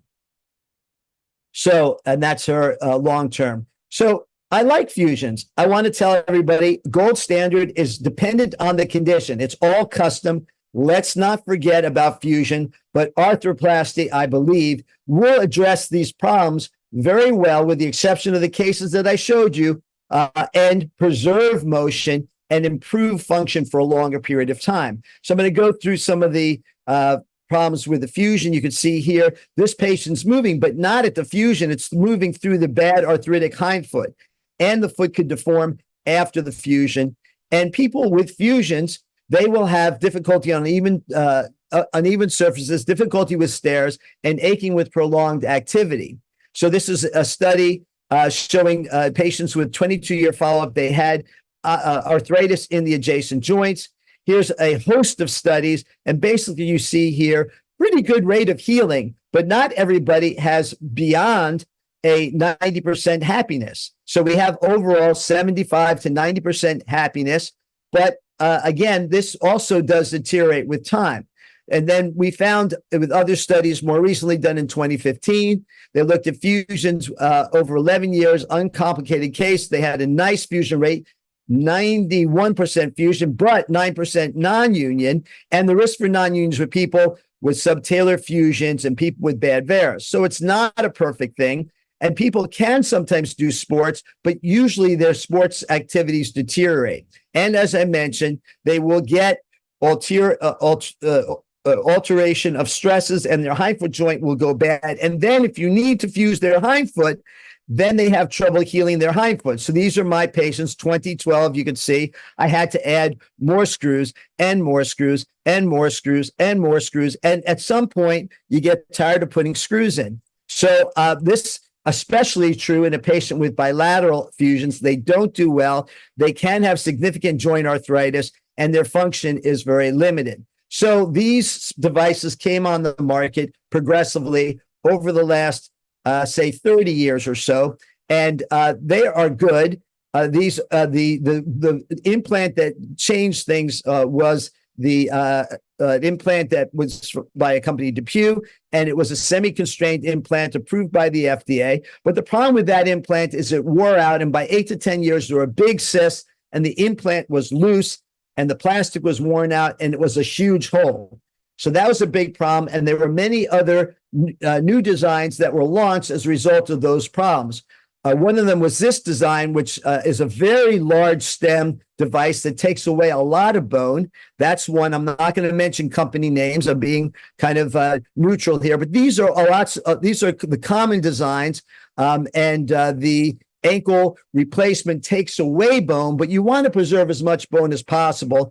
All of them are anterior ankle designs. Some of them have a piece of plastic in the middle that allows for some pivoting, but only one is lateral. That is the one that I co-invented. So we'll talk about the other models. This is one of the models out there. It's a three-piece replacement with a mobile bearing. It's been around for a long time, and the results were pretty good. It was a flat cut on the tibia and a curved cut with a resection of a lot of bone on the talus that was kind of capped over the talus that you prepared. This capped talus was problematic because underneath it they were developing cysts, and they had some problems with the plastic fracturing, and there was edge wear on the plastic. Plastic wore out, and there was some degeneration. Let's look at these are the anterior approach. Here's a model, and you can see it's a two-piece fixed bearing. In other words, this one does not have that pivoting surface. It had a very large stem that you could jack up and put more and more stems up even high to mid tibia. It was a flat cut tibia. It took away a lot of bone. It replaced a lot of bone. You had a flat cut talus, again, taking more bone, and it had a cross-linked poly, but not highly cross-linked polyethylene. And the plastic is potentially a problem. This is another model, a popular model, two-piece fixed bearing, and they have a three-piece mobile bearing in Europe. They did a side-by-side comparison to see, is that mobile bearing better or not? And actually, the fixed bearing turned out to be better. You're still doing a flat cut on the tibia, and you are still doing a capped talus. So you're resecting a lot of bone on the talus. That's what this implant looks like. It also has a spine in it that helps hold the implant in place, but it's in the orientation of the range of motion of the joint. And sometimes it prevents the implant from getting bony integration onto the tibia. This is another model, a different device developed. It was introduced as a mobile bearing with a little piece of plastic in the middle that swished around. It was not approved for use in the U.S. with that, so they made one that was constrained, that was that was fixed, two-piece design. It still is a flat cut, and it also caps the talus. And this is another newer one. It is a flat cut on the tibia. It has pegs to fix into the tibia bone. This one is more clever in that it curves around the surface of the talus, following the natural talus anatomy, and is not removing more bone. So I think kudos to them for designing one that is following the surface of the bone versus cutting into it. This is the model. There's another model. It's very similar to the one I just showed you. This company had, instead of pegs that were going obliquely, has them coming out perpendicularly. It's a two-piece model. It also is a flat cut talus, but as you can see, flat cut tibia, but you can see on the talus that is more of a curved cut on the talus. This is another one, very similar to the other ones. It has, again, more of that curved surface of the talus, but a flat cut tibia, and it's used with patient-specific implants. This is the only lateral replacement. Again, this is the one I co-invented. So this one, you can use the old incisions that were used for trauma. 90% of my cases are old trauma. So if you've had a lateral incision, use the old incision. It uses different materials. All the other ones are made with titanium. This one has tantalum, and tantalum has better bony ingrowth. This is from a study in JBJS, and you could see the bone integration with the implant. Here you could see that closer view of the metal and bone interweaving, and that is a metal that attracts bone into it. We also used a highly cross-linked polyethylene, which was unique, and that had 5 times better wear than the other polys, the conventional poly, when we did wear testing. So here's a patient with an ankle fracture, malunion, widened syndesmosis, tilted ankle, long fibula. In my device, we put it in the frame, we jack it open, hold it all in proper alignment, and then we mill away the surfaces on the talus and on the tibia, and we put in the implant, and that straightens it up and puts the surfaces on the surface without gouging away more bone. We take away the least amount of bone than all the other replacements on the market, and that way we were able to correct the valgus, the sagittal rotation, translation, syndesmosis, and gave her good range of motion. Here's my minimum 5 years. We've been presenting this, and it was recently accepted to JBJS. 130 patients, follow-up, minimum 5.9 years, 5 to 10 year follow-up. It was my patients from 2012 to 2018. We have full data on these patients. Most of them, as you see, were post-traumatic arthritis. Some of them had multiple prior surgeries. They were not the smallest patients. Some of them were smokers. Some of them were foreign smokers. We had diabetics. We had people with cancer. We had ASA 1 was 10 and ASA 2, 68. So a high number of patients, and ASA 3, 41. So these were not the healthiest patients. We got good scores on the patients in physical function and pain, drop down, disability improved quite a bit. The patients had really good outcomes and improved range of motion. This is range of motion as you'll see published in the literature. This is the dorsiflexion, plantar flexion that we see with the ankles. This is a patient with pre-op arthritis. You could see from 2013, I did the replacement, and this is now 8 years later. 2013, actually 10 years later, 11 years later. And then here he is, still doing well, excellent function, excellent range of motion, no cysts, no lucency. Here's another patient with excellent range of motion. And these are better things than we've had with the older designs, better range of motion and less wear. We looked at our implants very carefully because we wanted to see, is there any area on the side view where we could see that there is some lucency? And we did find some lucency, not cyst, not lysis, but a zone which didn't necessarily heal in. And so we have these 12 zones. And in our patients, we had these zones were defined before in the literature.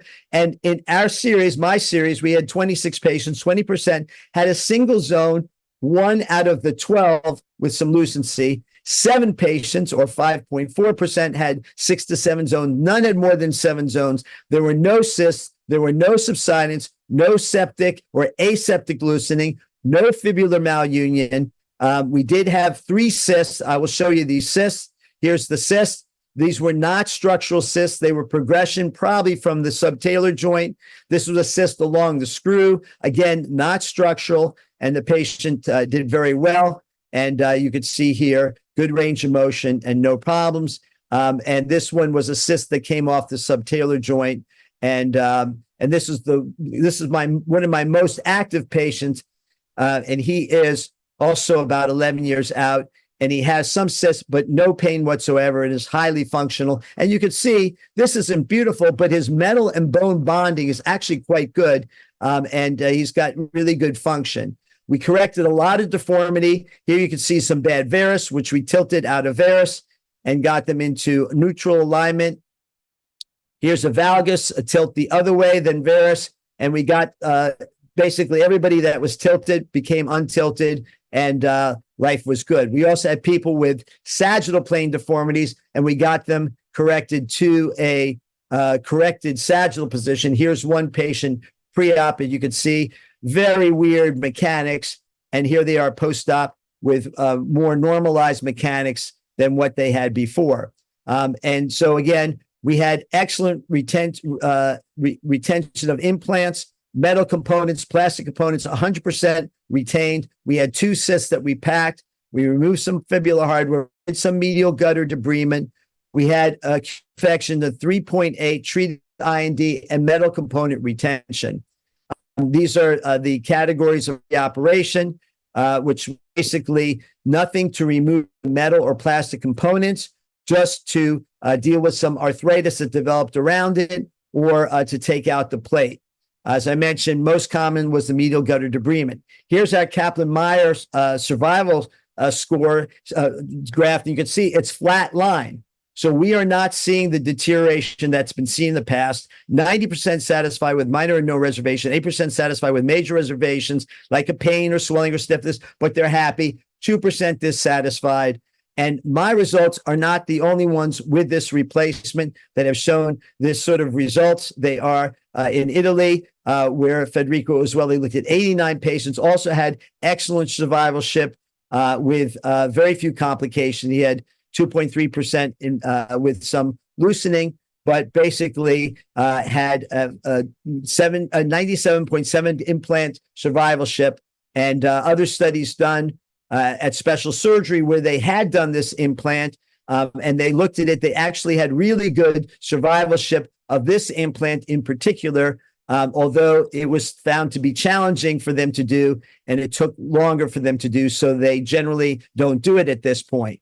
The outcomes in Sweden and in Scandinavia also show very similar survivorship graphs like mine, and so I'm very pleased about that. Of course, I'm biased. I know how to do it, but I could correct severe deformity. I could deal with complex cases. Durability is excellent. Technique is different. There is a learning curve.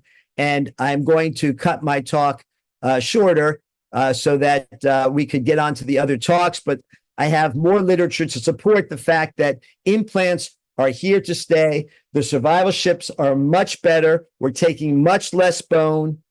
We're having lower rates of infection, lower complications. We're correcting the deformities way better. And the fusions are being outperformed by the replacements. And I'll give it a pause there. Thank you very much. Ray, it's up to you. Thank you. Okay, Lou, that was fantastic, and really presented nicely the overview of ankle fusions into ankle arthroplasty, and there's no doubt that ankle arthroplasty is on the rise. All the data from all the registries confirm that, from Australia to the UK and other studies within Europe. However, as you've highlighted as well, they're not 100%. No hip or knee arthroplasty has a 100% success rate or survivorship, and neither does the ankle. So let me see, can I figure out how to click forward with this? Okay, my disclosures, nothing related to this talk. So I'm going to highlight a case that came my way. It was a 42-year-old lady that had a previous total ankle arthroplasty performed at another institution for post-traumatic arthritis. She's young, and that sort of reflects the age group that a lot of patients are. You know, a lot of ankle arthritis is post-traumatic, and they tend to be a younger population when they present with a lot of symptoms, and they just don't want to have an ankle fusion, so they'll have an ankle arthroplasty. And she had a very well-healed incision, but she had a lot of discomfort, both medially and laterally. She was tender over the syndesmosis, Range of motion was excellent with 5 degrees dorsiflexion, 30 degrees plantarflexion. That's certainly well within what we need for normal ankle kinematics, and that will take tension off the adjacent subtalar and transverse tarsal joints. There was a little bit of reduction of sensation, but that's not unsurprising with the anterior approach for this implant. I want to highlight that she was quite short in her height, 4'11". And I think that was important because this implant that was put in was the smallest size implant, and even then, the tibial tray is large relative to her size of bone. Does that mean that in the future we need to consider smaller implants or even something more patient-specific? Well, the area is expanding with 3D printing. But her x-rays did demonstrate good alignment of the prosthesis, no evidence of any lucency or loosening. If you look at the syndesmosis, there appeared to be some widening at the syndesmosis, and I did have concern with this prosthesis that it does go right over to the very lateral aspect of the tibial plafond and could have done some damage there. Medially, the 2 screws are there, and they're clearly put in to protect against intraoperative fracture, and that's something that's growing as well. The risk of medial malleolus fracture is there, and the screws can prevent that. So we did a thorough workup. We arranged for MRI, ultrasound, and SPECT, and you can certainly see there's a little bit of increased uptake, but nothing dramatic. The implants were overall well fixed. However, the other studies showed there was some edema deep to both components. There was some tib post tendinosis related to the more posteriorly placed screw, some edema at the syndesmosis, and synovitis at the ATFL. In addition, there was some impinging exostosis between the lateral malleolus and the talus, and that's one thing I'll say with this approach.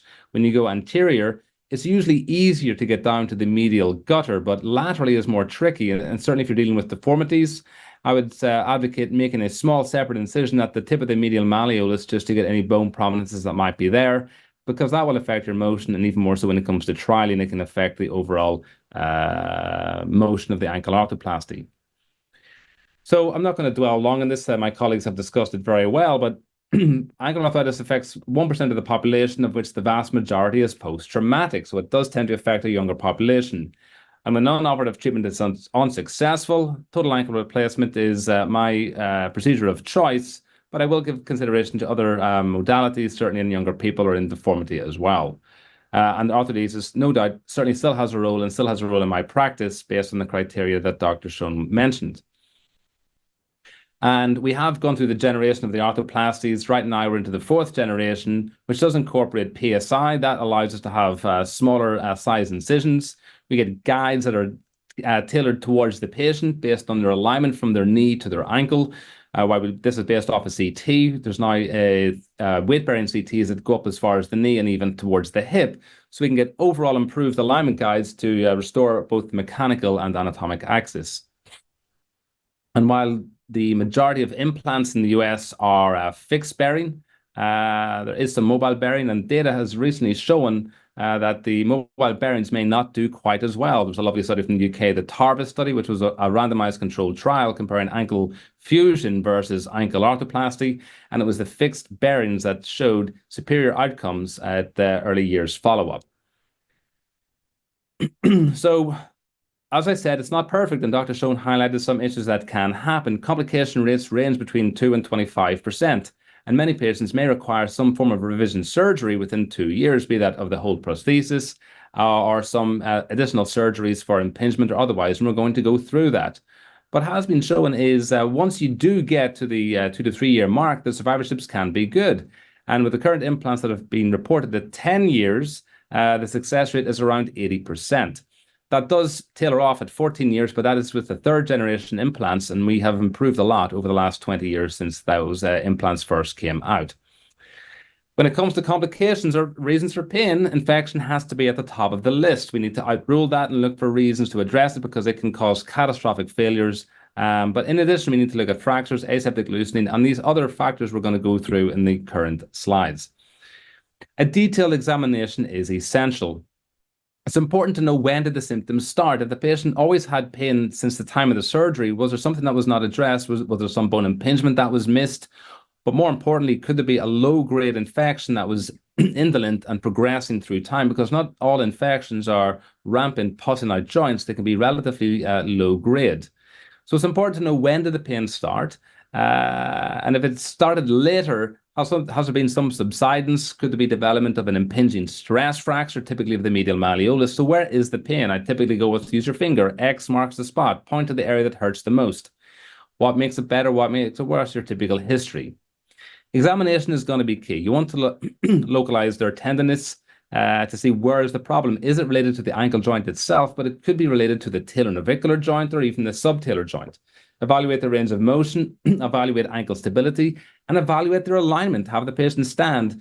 Has the implant been put in malpositioned, and is it putting increased stress on the adjacent joints? Consider the incision as well to make sure there's no abnormality with that. Again, thinking of infection. X-rays will be paramount. You'll get your first sort of weight-bearing X-rays, and you want to see, is there any evidence of any subsidence, any lucencies that are starting to develop? How is the overall alignment of the extremity? And if needs be, sometimes get full lower length scans to see, is the hip, knee, and ankle lined up? And sometimes it may be there's a problem with the knee you need to address in terms of alignment. A weight-bearing CT is very important in my practice because in some implants that have a flange, and Dr. Schoen alluded to them, they may have a flange that will cover the development of a cyst that may be developing. And I had one patient where there was a massive cyst related to the star prosthesis, but the other ones, such as the Hinchman, can also demonstrate these. Newer implants tend not to have the flanges, and that allows us to see all the way across the talar component. MRIs, now performed with a MARS protocol here at NYU with CMAC imaging, allows us to see if there's any abnormality, subtle lucencing between the component, because the CT itself can cause some scatter, and in some cases, in-office ultrasound can be useful to address the soft tissues. The Musculoskeletal Infection Society has developed the criteria for hip and knee arthroplasty, and we basically have taken the same on board towards the ankle simply because we don't have a greater volume of our own to compare with, and most of the data does carry through. So if there's an obvious sinus tract that's communicating with the joint, that's got to be considered to be infected. Labs, your basic ESR, or CRP, and CBC will be obtained, and if they're elevated, they have a score here. Anything more than 6 of the minor criteria will be considered infected. I don't do it myself, but some studies, and certainly in the other joints, will look at alpha-defensin or leukocyte esterase. You can also aspirate the joint, certainly if there's a low indolent infection, and some data can be obtained from that. Many times it'll be through the intraoperative histology. You may wish to do a frozen section, send that off to the lab, and if you have typically more than 10 neutrophils per high-powered field, that can be considered an infected component.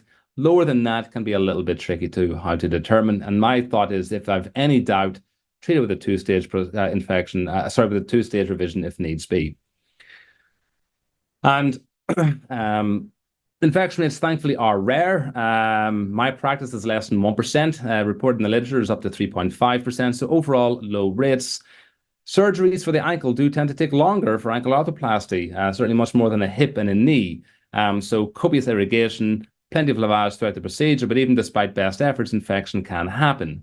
If you can catch it acutely, typically within 4 weeks, debridement with antibiotic therapy, typically 6 weeks, and implant retention is often successful.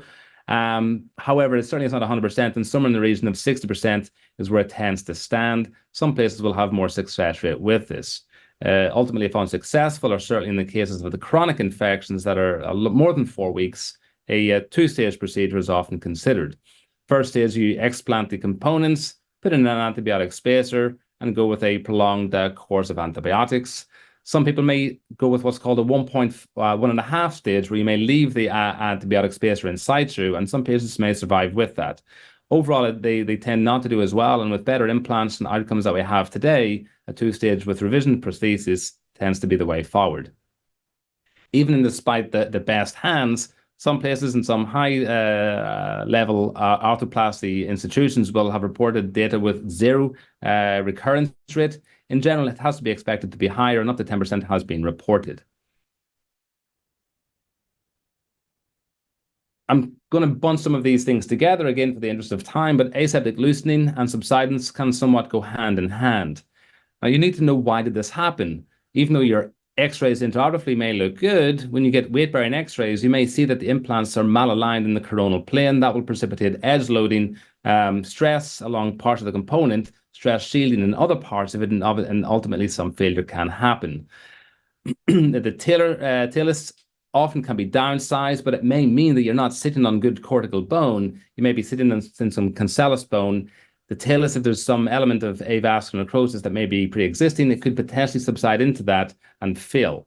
If it's placed too anteriorly, it can precipitate overstuffing of the joint, limited ankle motion, and again, some translation of the talus into the component, into the bone itself. Osteolysis needs to be monitored. We're going to talk about that in a moment.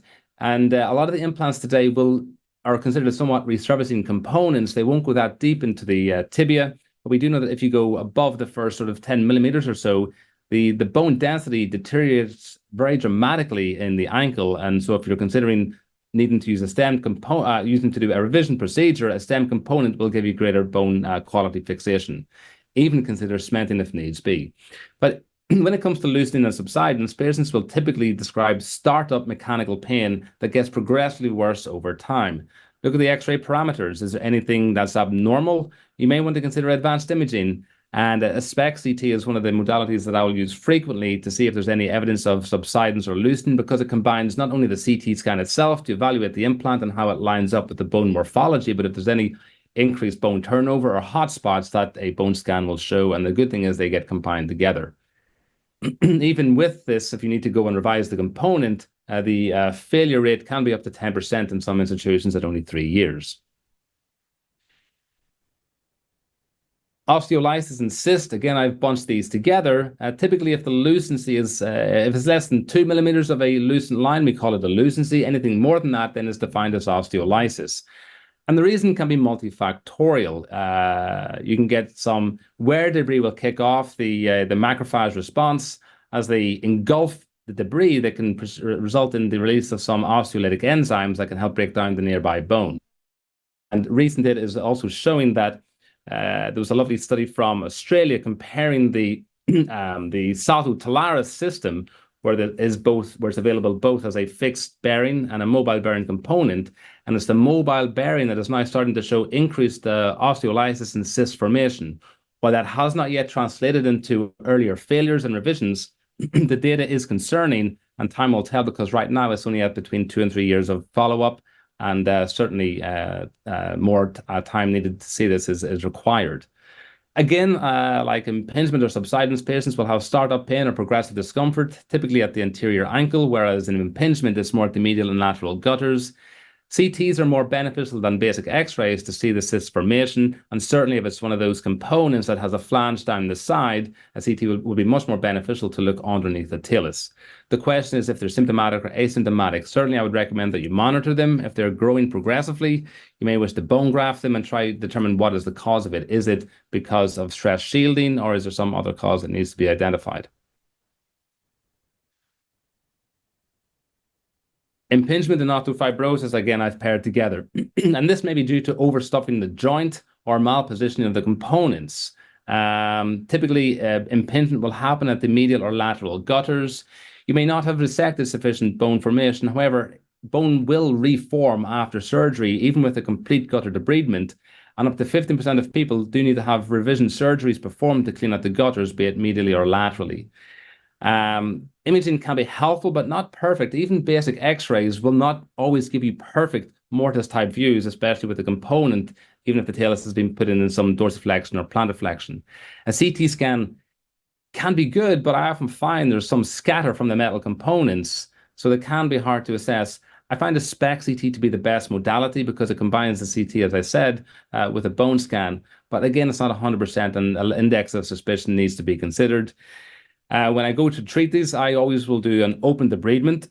Some people have tried the scope, but there's a 50% failure rate almost reported in the literature. So I think to be more succinct, conclusive, open either a direct anterior, or if it's in the gutter itself, work medially or laterally.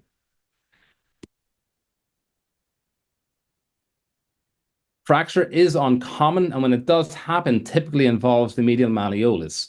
We know that you need to have approximately 10 to 11 millimeters between the medial cortex and the edge of the tibial component. Anything less than that will increase the risk of fracture about 80%. Putting in a screw that we saw in the first case will decrease the risk of that by approximately 95%. So strong recommendation to insert a prophylactic medial malleolar screw in pretty much all cases that you're performing. When a fracture does happen, you got to fix it because they generally will not heal. Patients may have some stress response in the medial malleolus. So if there is discomfort in the medial malleolus, I recommend certainly getting an MRI scan as the first instance. You may identify the fracture on that may be an incomplete undisplaced fracture, or maybe a simple stress response. And Dr. Stone has some nice data on his series upon that. And again, screw fixation will help dissipate those stresses. You should consider additional pathologies, stress fracture, loosening, subsidence, we've all discussed, but there may be underlying some planovalgus or cava varus foot. They may not have a perfectly normal anatomic alignment. You may want to address ligament balancing, some instability, and many surgeries are required, again, up to 13.5%. So take your time in your index procedure, try identify causes, look for instability. If it's unstable on the table, chances are it's going to be unstable when they get out. You might win sometimes as they become scarred. But the idea is to get early range of motion, so address instability at the same time. Nerve injury is rare, but does happen. I will often damage a small branch of the superficial perineal nerves that crosses the surgical field. I will often warn patients about that. However, other main injuries can happen to the sural nerve laterally or the tibial nerve medially. It is rare, but does happen, and it can be quite devastating if the patients lose their plantar sensation. One recommendation I would have is if you're using the saw from the anterior approach, make a small incision medially, pass a cob elevator behind that medial malleolus, deep to the tib post. You'll protect the tib post and the FDL and the nerve at the same time. Other etiologies should also be considered. Is the pain not coming from the ankle joint? Could it be coming from the spine or the knee? So look at the bigger picture all the time. Non-operative management may work in some cases, but it, again, depends on the underlying etiology. And if needs be, don't be afraid to operate. Moving along, should it be unsuccessful, the options are to convert to arthrodesis. I typically think of this only when there's a significant loss of bone stock. However, now I'm even using a total talus if there's insufficient bone stock of the talus to do a total talus, total ankle arthroplasty. And I say that because a TTC fusion in these complex cases can have a high non-union rate of up to 40%.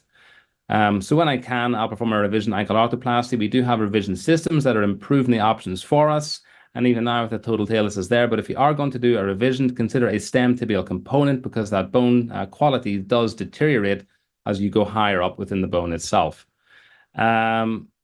This is an algorithm produced by Jensen Henry and her team at HSS, which is a nice flow diagram, which will sort of summarize a lot of what we've discussed. So just to go back to my case quickly. So the patient I had lateral gutter impingement, tib post tendinosis, pain from the prominent screw, syndesmotic instability, lateral ligament instability with exostosis and subtalar joint arthritis. So we basically, as you can see, addressed everything with debridement, removal of the hardware, treating soft tissues, and a lateral ligament reconstruction, but more importantly, stabilized that syndesmosis.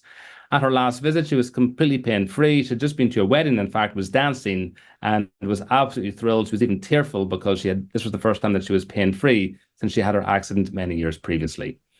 So to conclude, pain needs to have a systematic approach. There's many pathologies that could be causing it. You will learn most of this in the old school way. Take a detailed history and physical examination. Supplement this with advanced imaging when necessary and treat your management to each patient's pathology. Long-term data is required, but overall, if you apply a systematic approach, you will hopefully have a successful outcome. And thank you very much. So, well, thank you, everybody. We're hopefully not too far behind time. We're going to move on to my colleague, Dr. Kevin Schiffer. And he's going to be discussing Charcot.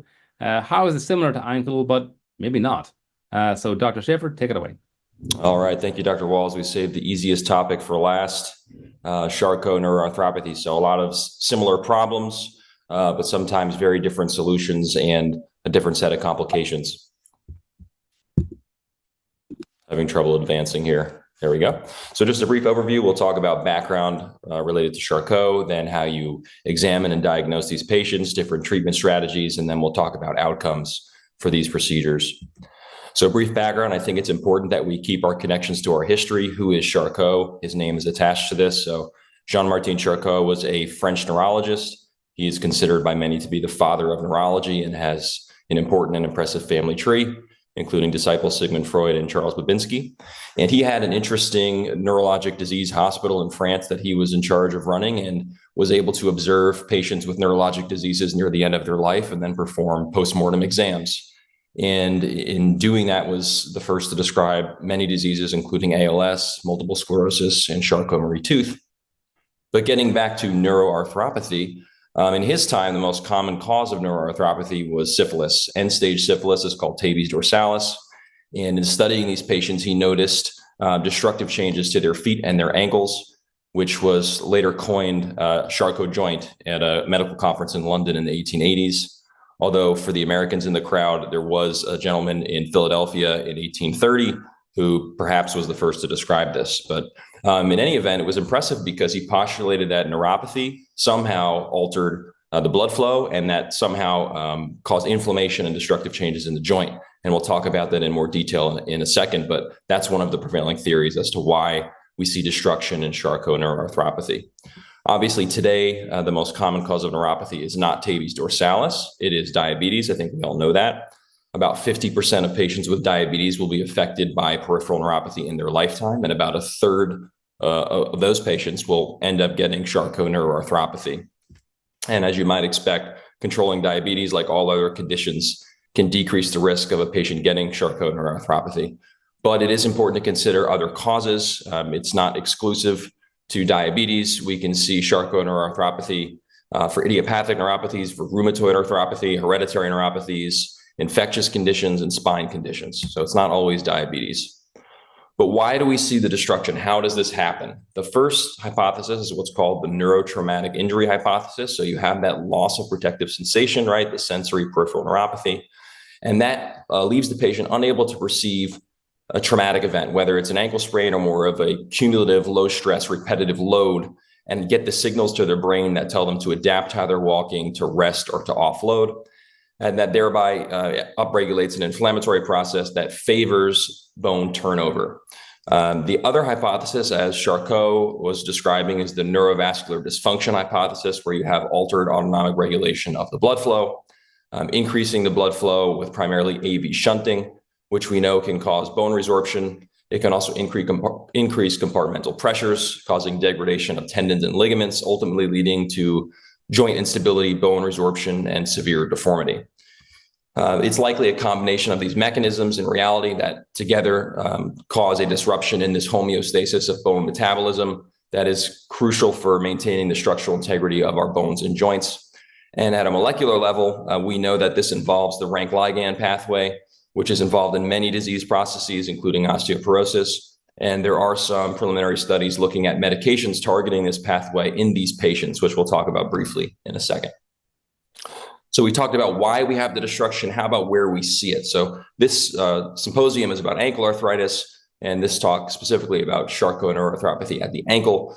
But that is not the most common place that we see Charcot neuroarthropathy. By far and away, it's the forefoot, midfoot, navicular cuneiform joint locations. Somewhere between 6 and 20% of patients who present to a tertiary care center with Charcot neuroarthropathy will have an ankle problem. It's also important to consider that you might not get as lucky as having isolated neuroarthropathy to the ankle. It can, and more commonly does, involve multiple joints and not just the ankle when these patients present, which is an additional challenge. So let's talk about how these patients present. As we talked about, most commonly, these patients are neuropathic diabetics, most commonly in their 50s or 60s. Morbid obesity is very common in this patient population. The average BMI is 35 or greater. They'll come in describing a warm, red, and swollen foot. They may or may not have pain. And many of these patients, particularly if you see them in an earlier disease state, report no trauma. And this is a challenging consideration because a lot of these patients will present to an urgent care or an emergency room. And with a hot, red, swollen foot and no evidence of trauma, a lot of times this condition will be misdiagnosed as gout, tenosynovitis, or cellulitis.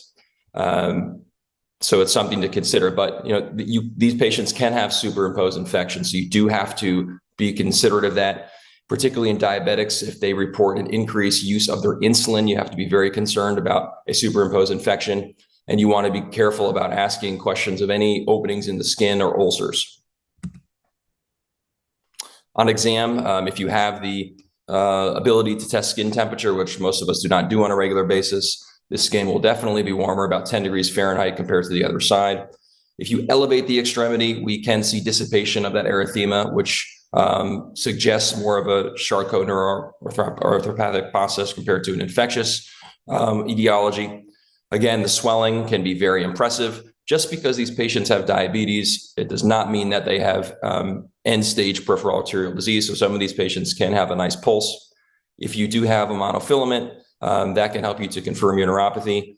And again, it's very, very, very important to exam for any ulcerations, cracks in the skin. It's relatively rare for a diabetic to have a hematogenous infection. It's usually an outside-in infection.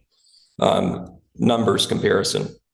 And again, you want to have these patients stand up. You want to look at the stability. You want to look at the deformity, where it is, and the severity of it. And that can be very variable based upon the stage. So we're not going to go into multiple classifications. There are many, some of them based upon anatomic regions, but this is one to be aware of just because it's important for considering how to treat these. The Eichenholz classification, which has been modified to include a stage 0, which includes the important prodromal phase. Just to go through this briefly, in stage 0, you'll have normal x-rays, but the patient will present with that swollen erythematous and warm foot. That's the patient who is commonly misdiagnosed as having gout or cellulitis. The first phase, which we call development, you start to see on x-ray osteopenia, fragmentation, and joint subluxation. Again, the patient's swollen, erythematous, and warm. Over time, we come to coalescence, where you start to see absorption of some of the debris, sclerosis, and some of the fragments that are larger will start to fuse together, and we see the warmth, erythema, and swelling start to decrease until phase 3, reconstruction, where you have consolidation of the deformity, and those features on clinical exams start to dissipate. So looking on x-ray, what can be challenging is the patient may have an entirely normal x-ray, and the spectrum is very variable, extending to this, where the joint is entirely gone. There's been significant remodeling. There's been resorption of the distal fibula, and clearly a different scenario than this initial x-ray. When you do see these patients after a trauma, it is very important to consider the effects of any malalignment or deformity. So this yellow arrow here depicts the axis of the body weight, the vector of the body weight, and you can see just with a minimally displaced lateral malleolus fracture with widening of the medial clear space, that axis, that vector shifts lateral from the midline, and with any weight bearing, it will continue to potentiate the deformity, and in this patient population cause a severe reaction.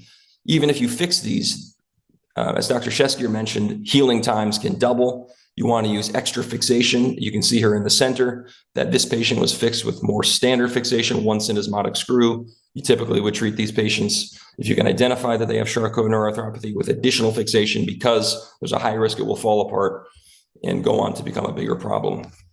When you're diagnosing these patients, another challenging element can be distinguishing Charcot from infection. And in short, there's no standardized protocol where you can have 100% certainty that you have infection versus Charcot. The lab work can be misleading. A lot of these patients have had diabetes for 10 or more years, which puts them in a relatively immunocompromised state. So they can have an infection, but still have a normal ESR and CRP. So it's not 100% that a patient with osteomyelitis will have elevated inflammatory markers. MRIs and CT scans can be very helpful.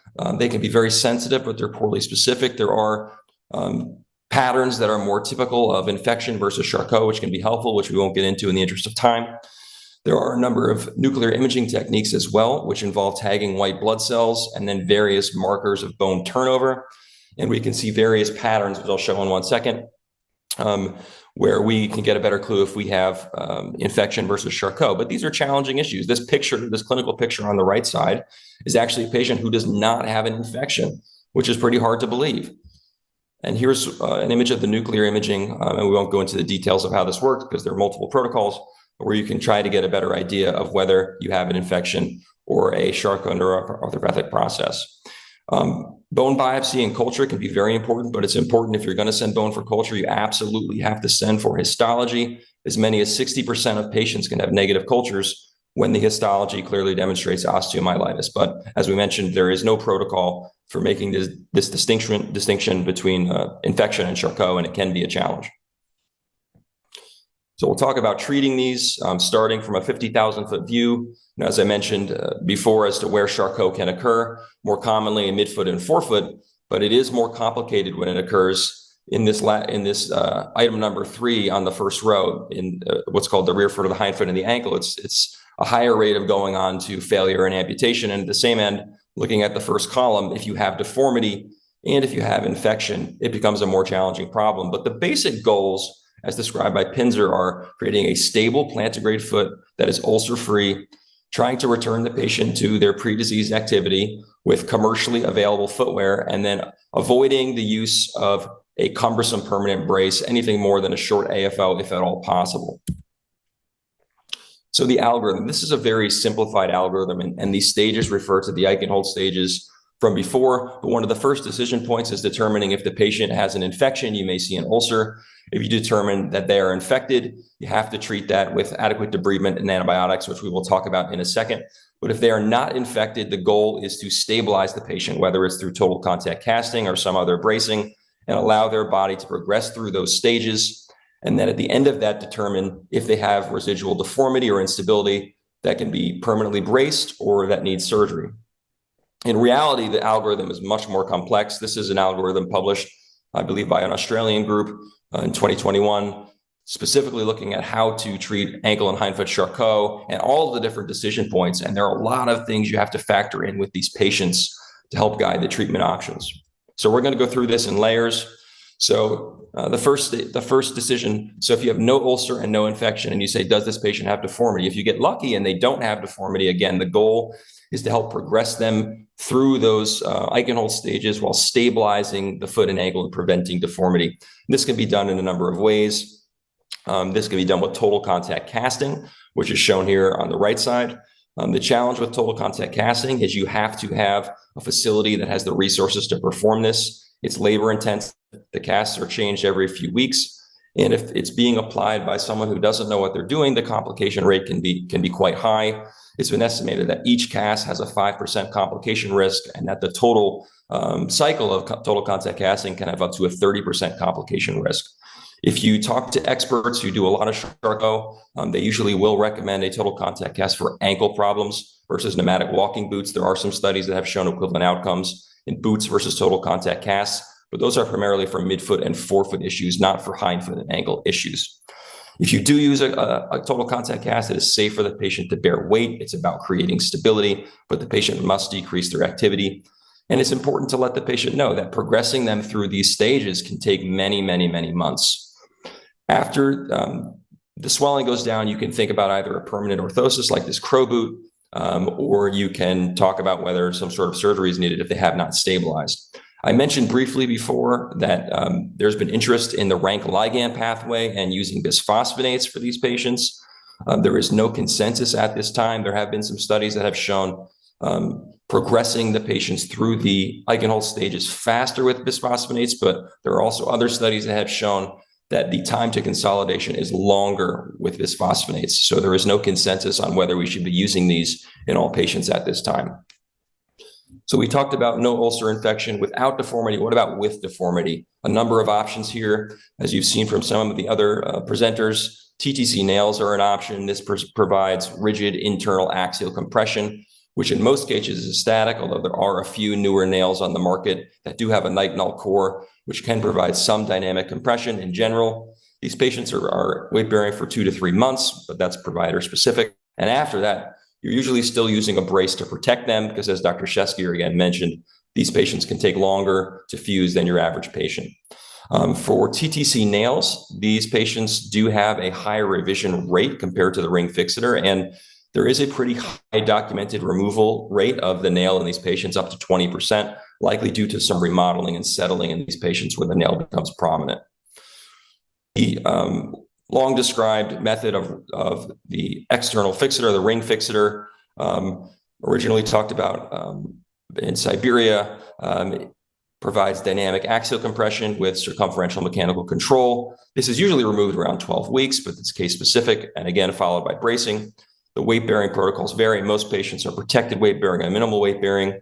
One of the biggest complications with a ring external fixator are pin site infections, which can be quite high, although most times these are treatable without having to abort the frame and are not a huge cause of permanent morbidity.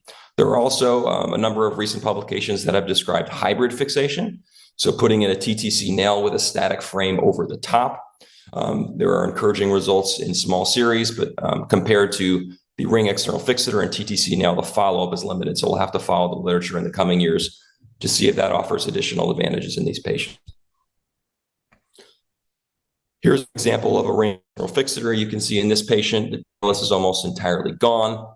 Through the ring fixator, you're able to compress what they have left, bringing the tibia and the remainder of the hindfoot to restore a neutral plantigrade foot for this patient.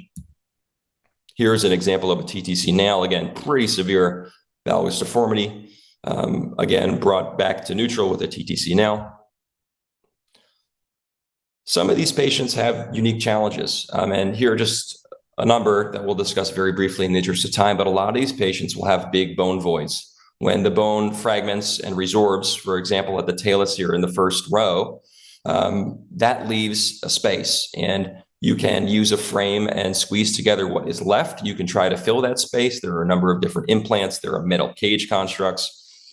Some folks have tried using femoral head allograft, although in this patient population, an extremely high, if not 100% rate of failure with femoral head allograft and Charcot neuroarthropathy. A lot of these patients are osteopenic or have osteoporosis, and some providers will prefer a thin wire frame or hybrid fixation compared to a TTC nail in that patient population. A lot of these patients will have had prior procedures or severe deformities that compromises the soft tissue, and in those cases, a ring external fixator may be better for that patient. If they have infection, the treatment options are salvage or amputation. And amputation, which in most cases is a baloney amputation, is most appropriate if a patient has had recurrent or persistent ulcers, osteomyelitis that has not responded to multiple rounds of treatment, or a non-reconstructible deformity. This is not something that should be taken lightly. We know that in diabetics, that after a baloney amputation, the 1 to 2 year mortality rate is approximately 30%. So you know that if you're going to a baloney amputation, that there's a significant morbidity associated with it. We know that a lot of these patients, as I mentioned, have a BMI of 35 or greater, and many patients that are that size are unable to fit into a prosthesis comfortably and may never ambulate again. I won't go into the financials of BPA versus limb salvage because a lot of that data comes from a military population, but a baloney amputation is by no means cheap. A lot of people will say, well, why go through a salvage procedure with multiple procedures when you can have a one and done procedure? But the cost of a baloney amputation over a lifetime is very expensive as well. But it is important to consider that there is a very real temporal, emotional, and physical cost of limb salvage. This can go on for years. This can be difficult for patients. And in the right case, a baloney amputation can be a great answer. With regards to limb salvage, this can be done in a single stage with a frame, or 2 stages if that's the provider's preference. Again, it ultimately depends on the clinical scenario. These patients can be highly variable in their presentations, but it's important to perform a thorough debridement, get cultures, give adequate antibiotics, and then again, fuse in either a delayed fashion or acutely with a frame. In these patients, traditionally, we have always said use a frame rather than a TTC nail, but there are some reports of hybrid fixation with an antibiotic nail with a static frame over the top. Lastly, we'll talk about outcomes with these patients. This is a series specifically on ankle Charcot. Most of the clinical data published on Charcot is midfoot and forefoot related. It is not related to the ankle. There are a few series. This is the largest one. It comes from Dr. Pinzer, approximately 50 patients. Only 50% of the patients had good or excellent outcomes. And about 60% of patients had what was considered acceptable final postoperative alignment, and that was defined as less than 15 degrees of sagittal or coronal deformity. That's pretty humbling for Dr. Pinzer, who may do more Charcot or reconstructions than anyone, certainly in his area or the US, and is certainly one of the most active researchers and clinicians in this problem in the world. 70% of his patients developed a post-op complication, and sometimes that involves systemic complications, including pneumonia and kidney injuries. And those risks exceeded what has been documented for their baseline comorbidities, including diabetes. But if you can salvage the extremity, these patients can do better. It can improve their quality of life, but you do have to follow them because we know even with initial success, the risk of a future complication is very high compared to patients without diabetes and compared to patients with diabetes who do not have neuropathy. Significantly increased odds risk of a 1-year amputation. And then the last slide here just showing estimated risks of below-knee amputation and time to mortality for Charcot neuroarthropathy of the ankle presenting to a tertiary care center. 5 years to mortality and approximately 1.8 years to amputation. Just references. Happy to take any questions, and I appreciate everyone's time. Sorry, I sound like a frog. Fantastic, Kevin. And I think we've run over by quite a bit. So there won't be any time for questions. I appreciate everyone who's come on board and has put together their talks. I want to thank everyone who joined us to listen to our talks and presentations. I hope you all will leave this evening having learned something. I know that I certainly have, and I appreciate everyone for that. So I think we'll just wrap it up there. I'm going to wish everyone a pleasant evening. Thank you once again. I want to thank you to the team that helped put all this together, in NYU behind the scenes, all the IT whiz kids. This is not something that I'm able to do myself, so I appreciate your help. And I'll certainly look forward to the next webinar in a 2 years' time, I believe it is. But the NYU webinar series continues, one presentation every 2 months, and we look forward to the next one. Thank you very much. Take care. Thanks, Bye-bye. everyone.